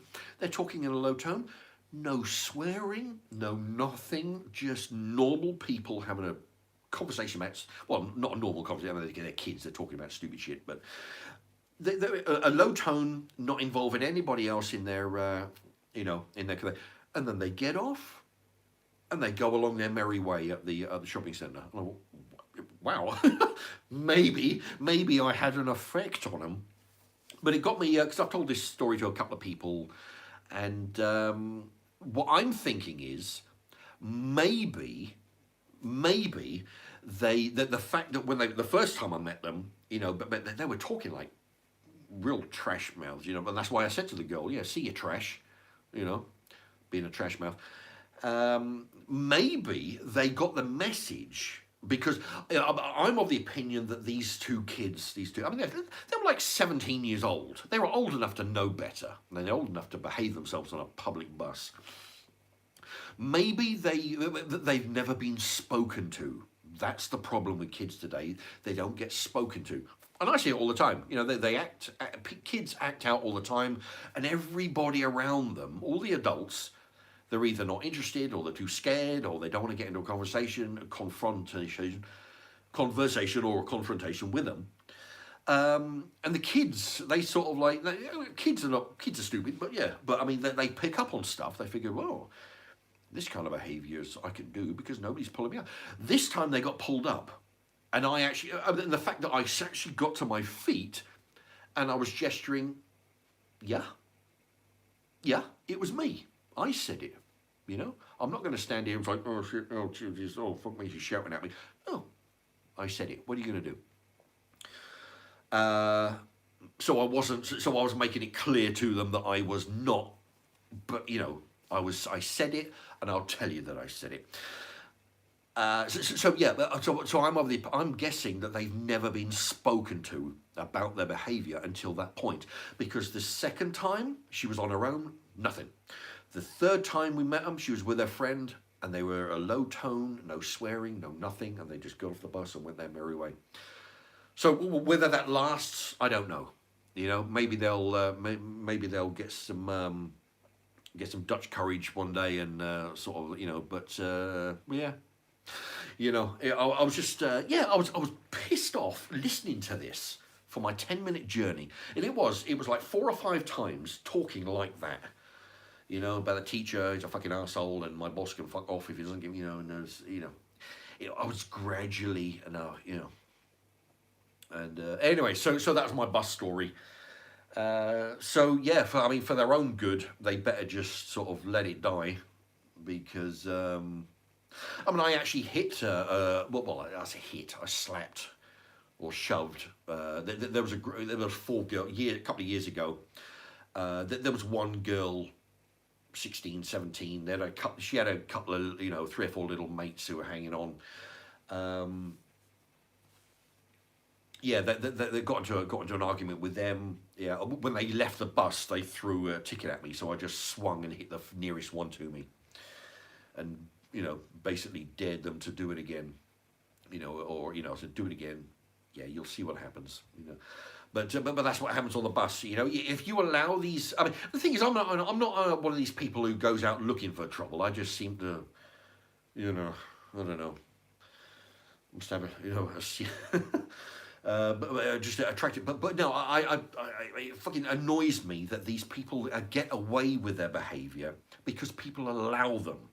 You know, and it just needs. I mean, I can understand that people don't want to get into a argy-bargy, you know, fight 8 o'clock in the morning, or even at any other time of day. You know, people see this kind of behaviour, and it's like when people spit on the floor. I've actually pulled people up. Grown adults I've seen doing it. I said, hey, what the fuck? They're like, oh yeah, sorry. Yeah. It's like, spit in the bush for crap, you know. I've told them, pull them up, go spit in a bush. Sometimes I have to do it. You be hocking up, you go find a bush.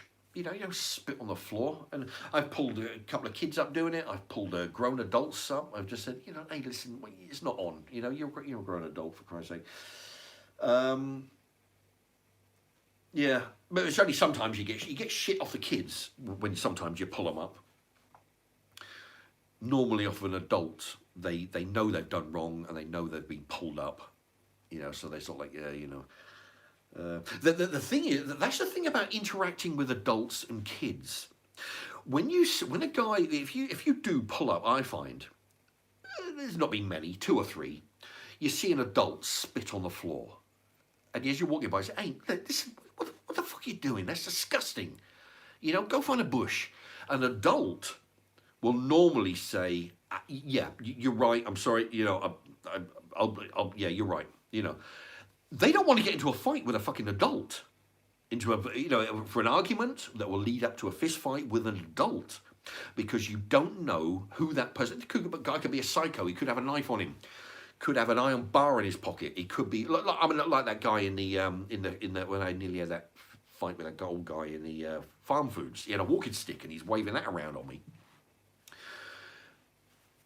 He made a big deal about when I pulled that little bar out of my pocket, and just held it in my hand. Some of you may remember that story. You don't know who you're dealing with, when you're having an argument in the street with a full-grown adult. You don't know what you're doing. But a kid who's not used to having a backhand across his mouth, he is more likely, or she is more likely to start mouthing off like this girl did the first time. I mean, admittedly, she had the sense to do it through the window. She had that much brain cells. But she's a girl who's never been slapped across the mouth for her behavior. That's why she acted that way. An adult, I'm not saying you'll get away with it all the time with an adult, but an adult is more likely to realize that this is going to end up in violence. Whereas a kid figures, well, I've mouthed off to my mum because I didn't want to take the garbage out. I told my dad to piss off and he can wash his own car, and nothing happened, so I'll do it to this guy. Not realizing that anybody on the other side of the glass with them on the same, they'll get a knuckle sandwich for their trouble. But they don't realize this because they're too young and too stupid, and they've been getting away with it for so long. That's the difference. So if I'm ever to get shit, then it's going to be from a kid, who doesn't know any better, who doesn't know the consequences. Actually, on that subject, I know there's a lot of comments coming through, but I had this a lot when I owned the video shop. A lot of you remember that I used to own, I worked in a video shop, video, DVD, video rental. Then I bought the place and I was the owner manager. And I used to get shit because I have to throw kids out. They used to come in and, be silly fuckers. I had to not lay them out, but throw them out. And I used to have a lot of trouble with them. And their usual comeback from a kid who's like 13, 14, 15, 16-year-olds is, I was back then when I was 35, 40, is their only go-to insult. One of them called me Four Eyes, which was, that immediately made me laugh hysterically at him for being such a dummy. And he never used that, because it's just stupid. It's like a school kid insult. But the usual insult is, you're old. You old bastard, fuck off oldie, all this because you're, 15, 20 years older. And it occurred to me the other day, I haven't had that insult thrown at me for a long time, but it's usually the go-to insult from a kid. You old bastard, what do you know? But it got me thinking, because I was just thinking, on the subject. Like this is something for anybody who's ever comes up. When you think about a kid, I mean, I see it all the time, right? When I go into the chicken, say the chicken shop or the chippy, well, mainly the chicken shop because that's favourite with the kids. I don't go in there because it's favourite with the kids. I just happen to be in there and it's favourite. Kids go in there with the chicken, right? But when you notice, when you listen to these kids, these school kids talk, when they come in, you can always hear the same thing, okay? They go to the counter and they say, how much is, okay? How much is chips? Or they're talking with their friend. How much is 3 chicken wings? How much is the chicken nuggets? That's the thing you don't hear as an adult. You don't hear it. Well, I mean, sometimes I'll do it. I'll go in. How much is a burger without the chips? And just I don't give a shit. I'll pay for it anyway. But so and it got me thinking that if a kid ever says to you as an adult, and they're being insulting, said, oh yeah, fuck off you old twat. If they're kicking a football against your house, you're trying to piss off. They're like, oh, giving you shit because you're old or older. If you remind them that, I may be old, but everything I own is mine and nobody gave it to me.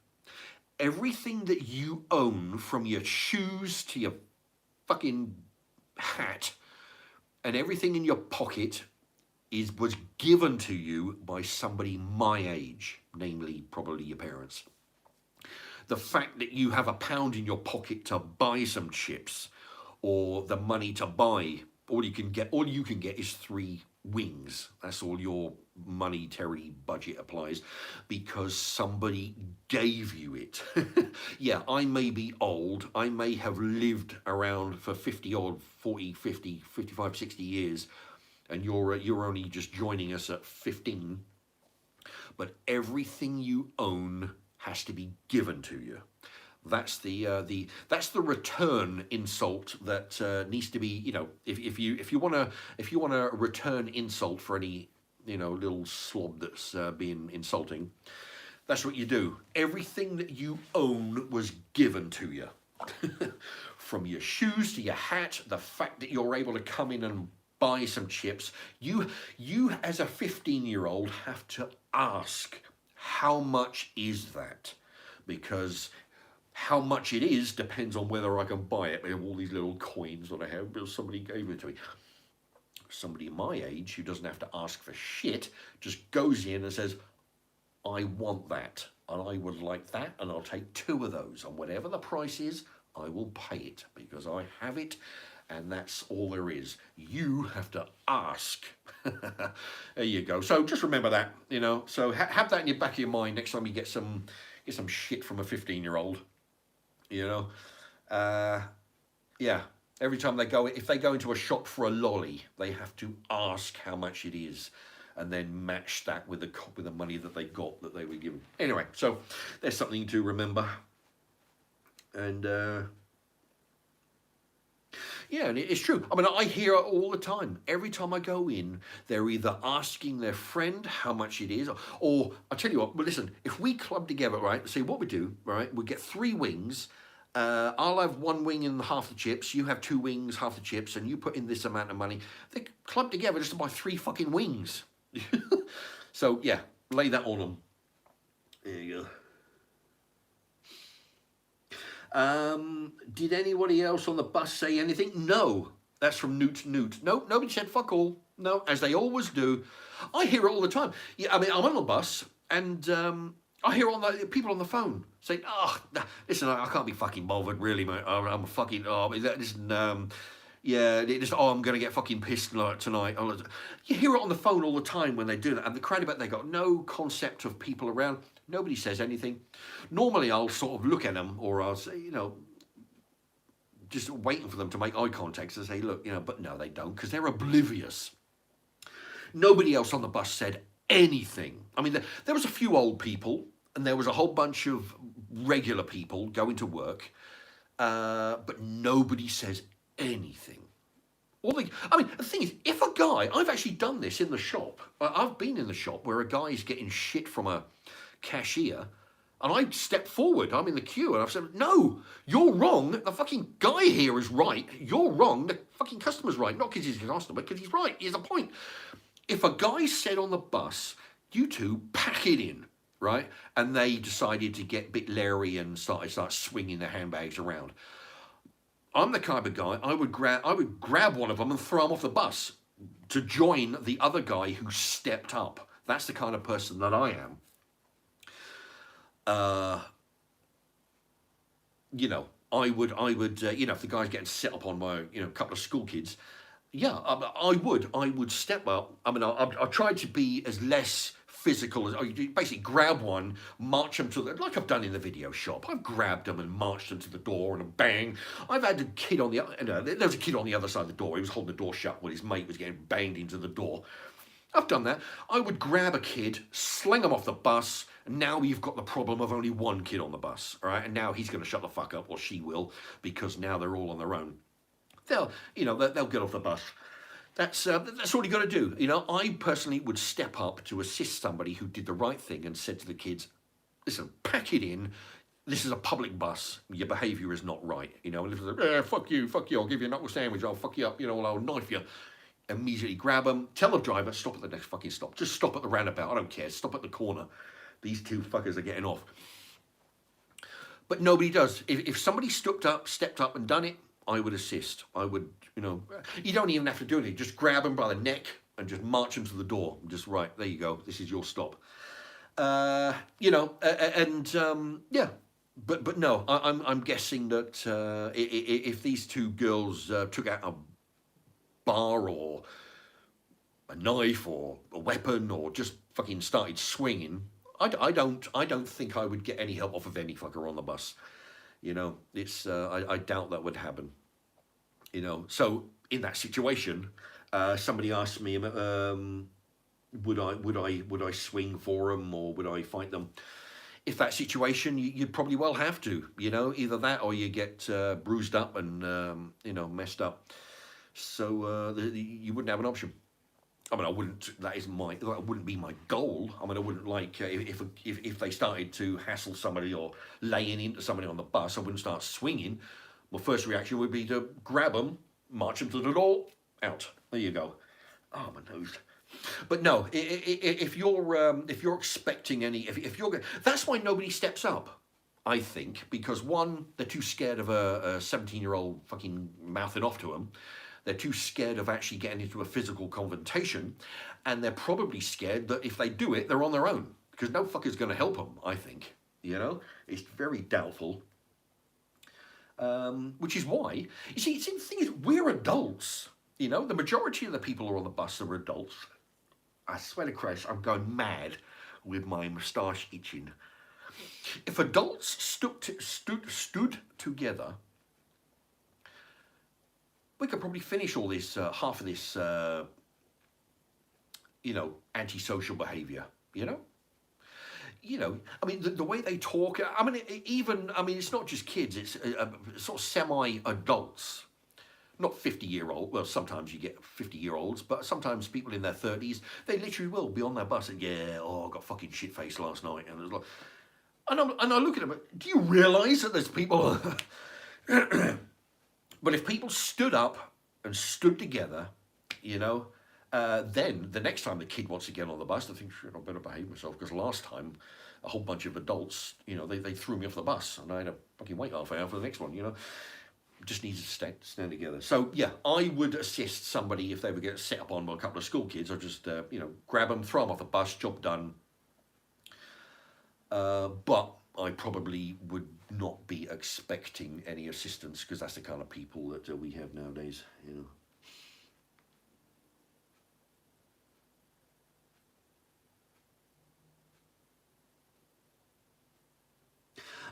Yeah, I tell you, I've actually felt like doing this, because this is from Newt. Once I saw somebody spit onto the street. I asked them never to do it again. They instantly spat on the floor again. So I booted their legs out from underneath them and they cracked their skull. I've actually been an inch from doing that myself. I was at the bus stop and this kid, probably 18, 19, I don't know what it was. He must have spat a dozen times on the floor in the space of 5 minutes. It's like, and I said to him, you know, because I think he's listening to his music, and I started saying to him, listen, you could probably go to the doctor about that. You know, they build up a saliva in your mouth. And he pulled his, what? And I said, yeah, you could probably go to the doctor about that. The build-up of saliva. It's not, you know, you could probably get a pill for that. He put his thing back in and carried, you know, and fucking waited on. I went from, and I was about to do exactly that. I thought, right, I'm going to fucking boot his leg out from under him, and he's going to hit the floor hard. And then the bus showed up. It's got 40 people in the bus. I thought, shit, that's all I need, fucking 40 witnesses. But I swear to God, that kid was fucking 10 seconds away from, because I actually considered in my head, okay, right, so what I'm going to do, I'm going to take my toe protector boot, and I'm going to smack him somewhere between the ankle and the knee, you know, in the calf area, you know, so that I'm going to whack his leg out from under him. I can do it. He's going to fall back, and then if he, you know, then I'm got a plan for what's going to happen then if he gets up. And I'm about, you know, but yeah, but that's what because the kid just wound me up right from the beginning, and his whole attitude, you know. But yeah, I felt like doing that, you know. I mean, if they say, you know, there was one Indian one like this on the floor, and I actually got in his luck because he was walking towards me. I got into his lane and said, hey, mate, look, what the, you know, that's not right, you know. You should be, and he was immediately, sorry, I'm sorry, look. If that's the case, you figure, well, you know, he's an adult. He should know better. But no, if they're going to be like, you know, pull the ear, yeah, well, yeah, fuck you, put their ear back in and go back. That's it. And I swear to Christ, that kid. The luckiest thing that kid happened all week was when that bus showed up, and there was 40 people on there, which I didn't want to sort of be witnessed. 40 witnesses in court saying, yes, Your Honour, I saw the whole thing through the window. But no, that kid was lucky. But no, when people do that, you know, they do it, and they're like, yeah, fuck you, I did it, what the fuck, and I'll do it again. That's just, they're asking for a slap in the mouth. Right, Newt goes on to say, one time I was walking down the street and I overheard 3 teens talking about shoplifting. I told them they shouldn't do that, and they rushed me, and they all ended up in the bins in the alley. Yeah. That's the thing. It's that's the thing, because they if they're emboldened enough, if they're not pulled up by their parents, the teacher, the authorities, admittedly they're all having a hard time dealing with the bullshit going on these days. But it's because they're not pulled up by adults in their life.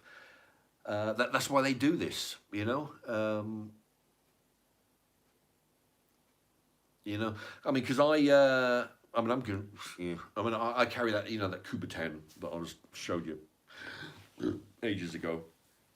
I carry that about. I sometimes carry it in my pocket, but I should carry it in my pocket more often than it's in my bag normally, because it's on a bunch of keys. But no, I mean, I did it because they're getting emboldened. I mean, they'll just, you know, if they figure, oh yeah, there's a few of us, and you know, we'll give this troublemaker old guy a slap, you know. But yeah, if they get one good beating, that's what they need.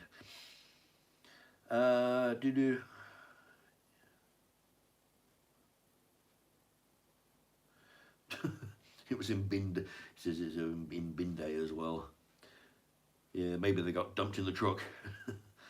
Anyone? Oh, Peter B goes, anyone not hear the like? If you're enjoying the live stream, smash that like. Thanks, everyone. Yeah, if everybody likes the like, or if they likes the content, I've still got a bunch of people still tuning in. Shit, look at that. It's 11, it's about a minute to 11. Let's see. Coming up on 214... 214 minutes. What's that? 60, 120. Shit, that can't be. What time did I start this? Shit, it can't have been 60, 120, 180, 240, 180. what's that, 3.5 hours? Somebody, my math's gone to shit since all this vodka. 60, 120, 180, 180, 192, 210, 220. So yeah, 3 hours, 40 minutes approximately. Bloody hell. Right, and people are still hanging on. Look at that. Oh god. Yeah. So anybody, yeah, if you want to hit the thumbs up, brilliant. If you go into a video that's previous to this, by a couple of, you'll see my lives. What do they call that? A P.O. box. I'll try and put the details here in the description. In the channel, in the comments. I'll try and put that up there. So if anybody interested in sending some fan mail or hate mail or whatever the hell you want, then by all means send it to that. If you've got any loose stamps, put that in an envelope and I'll put that to the dog charity. Yeah, so I've got I get a few stamps from work. Yeah, so, you know, I've got loads of stamps here. So what I'll do, yeah, actually, I'll see if I can get an example. All right, well, there's the Queen. There's the Queen one. That's not much fun. But yeah, if I mean that's good. Oh shit! These but yeah, because foreign stamp collectors they collect them. You see, so you imagine a foreigner. He'll probably think, oh, that's an English stamp. It's got the Queen's face in the right-hand corner. This one's a Darth Maul from the Star Wars. There you go. So basically, if you're able, if you're in the post office, you say, look, can I get a stamp? Is it second class? I mean, it'd be, you know, go for the cheap. You don't have to send a first class. But I mean, if you ask for a picture, any picture, it just makes it more interesting, more sellable, that the charity can sell the stamp to a foreigner and they get the money. And like I say, they'll train dogs to help people with their ailments and whatnot. So, yeah, Manny Road. Oh, another stamp there. Okay, been there, anyone? Yeah, Peter B, right, anybody hit the like, thumbs up, yep, that's good. Monkey Magic. How many speckled doves can you handle at once for a come on? I don't actually know what is that code? How many speckled doves can you handle at once for a come on? I don't know what that means. Monkey Magic. If you rephrase, I'll try and get to that. Oh, Neil Fitzpatrick. Well, welcome again. Yeah. There you're well into the live stream. 217 minutes in. Shit. Not much more to go, but welcome. And you'll be yeah. Oh, I was just saying about the live stream. Not the live stream. Here on the live stream, I've got a P.O. box. If you go watch one of my other videos from a couple of videos ago from last week, I've got a P.O. box. The details are on it. Let's see. Right, because I'm looking at the camera, but I'm having to read the comments over here. Right, so that's Neil Fitzpatrick. He's in the house. Just done some. Dwayne Dibley. Just done some Baby Bells. Freaking lovely. Baby Bells. Isn't that cheese, that round cheese? You've been doing some of that.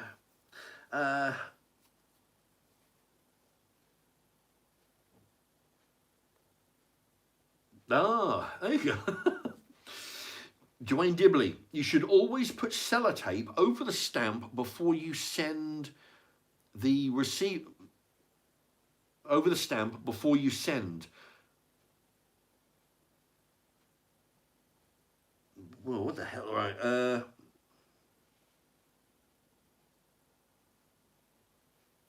All right. Ugh. I think the wording is all right, but basically, if you put sellotape over the stamp, the sender or the receiver can rub off the stamp and reuse it again. Interesting. Actually, I'll tell you something. All right, but because I've done this years ago when I had the video shop. Right, what I did, I got one of those prepaid stamps. This is something that you could do. Everybody that's watching who wants to send me a postcard on a biscuit box postcard, by all means. You know, do all that. But also, see what I did in the video shop. What I did, I got a prepaid envelope. Right, it was from I don't know, the gas board or something. It was a prepaid second class in the, you know.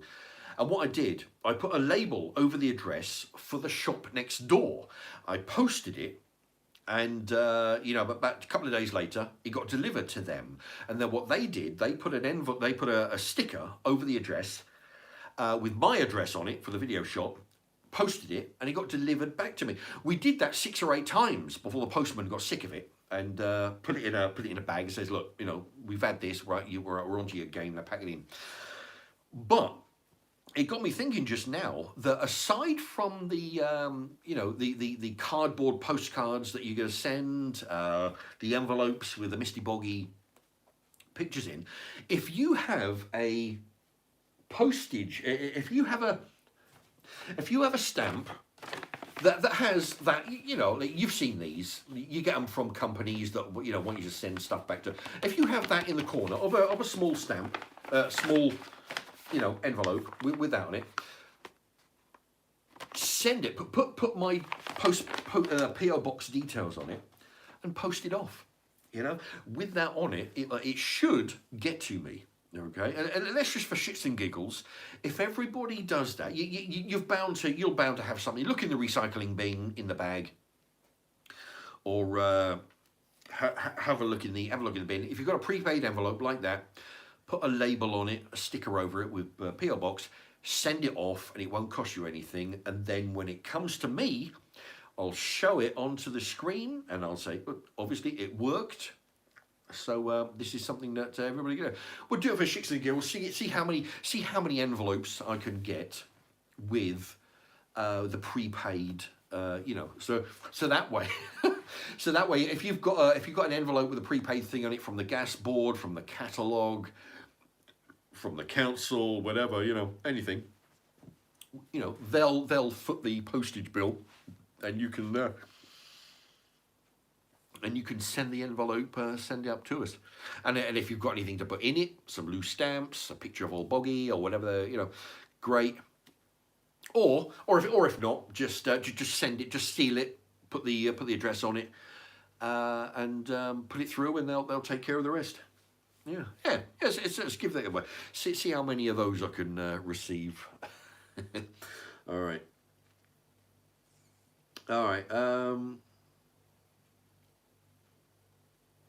Yeah, Peter B. Yeah, shut it down if you're tired. All good. Yeah, I tell you what, I've been going over three and a half hours. Look at that.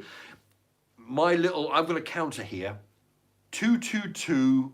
There you go. 223. Bang! It's just happened now. 223 minutes. So 60, 120, 180, 180, 192, 210, 220. So 3 hours, 43 minutes.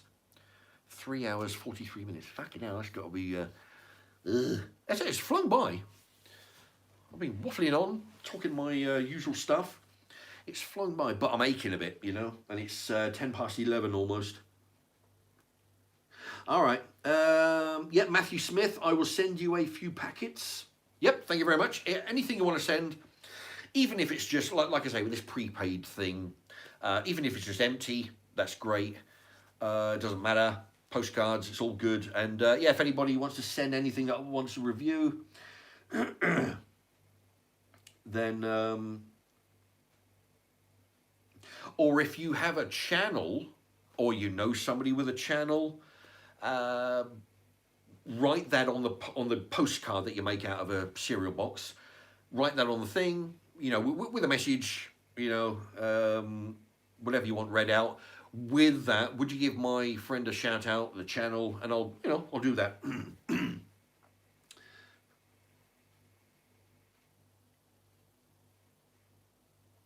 Right,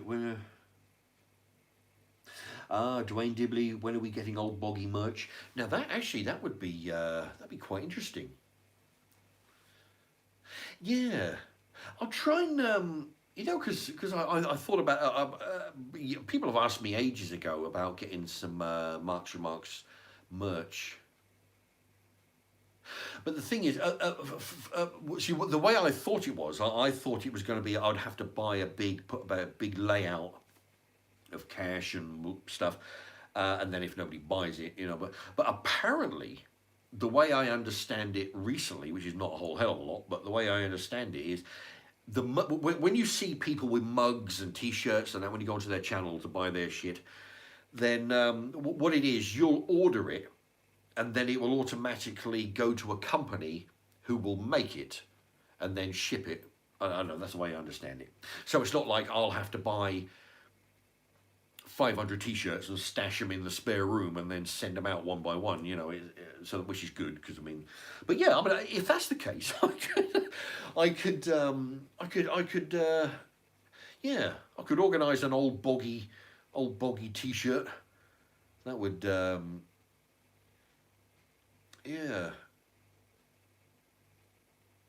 In actual fact, I mean, if anybody has, I mean, the more people you put this out to, the more chances. But if anybody has an old, not well, it won't be an old boggy, but it'll definitely be what they call that, gollywog badge.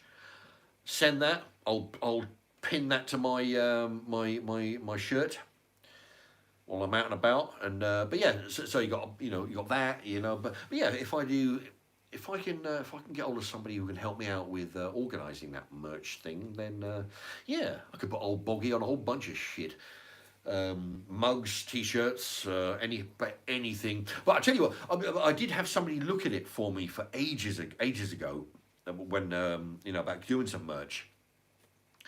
And the thing is, it's actually, I mean, the thing is, I don't really, I mean, I want to. It'd be nice selling the merch, but I feel a bit awkward charging. I mean, I won't make the charges. It's actually, well, I mean, you've got the cost of the mug and the printing and all this lot, which is expensive. And then what the people do, they put an extra couple of quid on.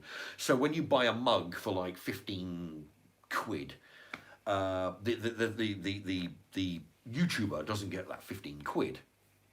It's like 13 quid, 12, 13 quid will go to the company to make the mug. They'll make the mug, they'll print it, and they'll send it, so like 2 quid, couple of pound for a T-shirt, the rest of it goes to the company that makes it. I'm a bit sort of hesitant to sort of like put that out. I don't want to charge you people 15 quid for a,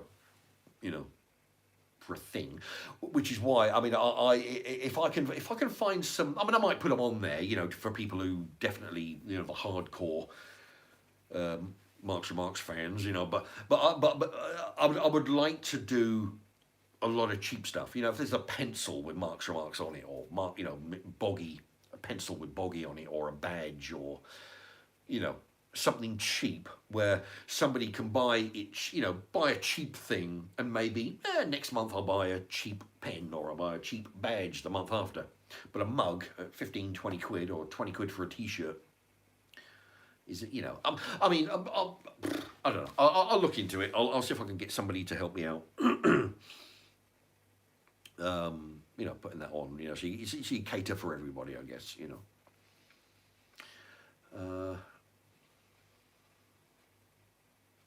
Let's see.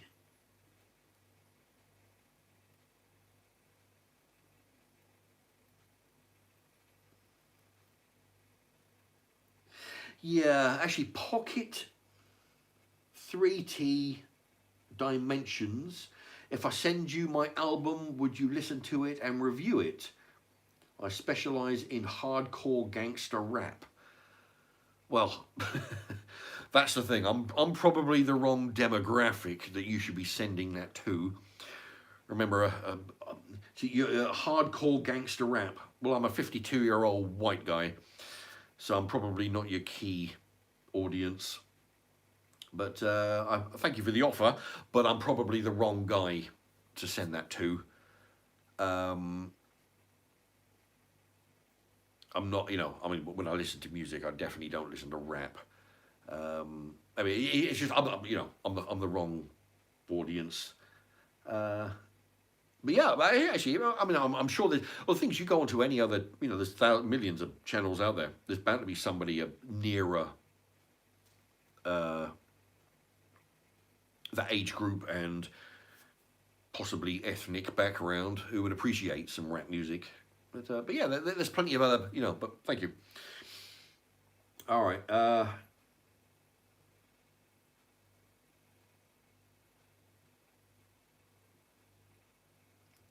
Let's see. Right, listen, I'm going to...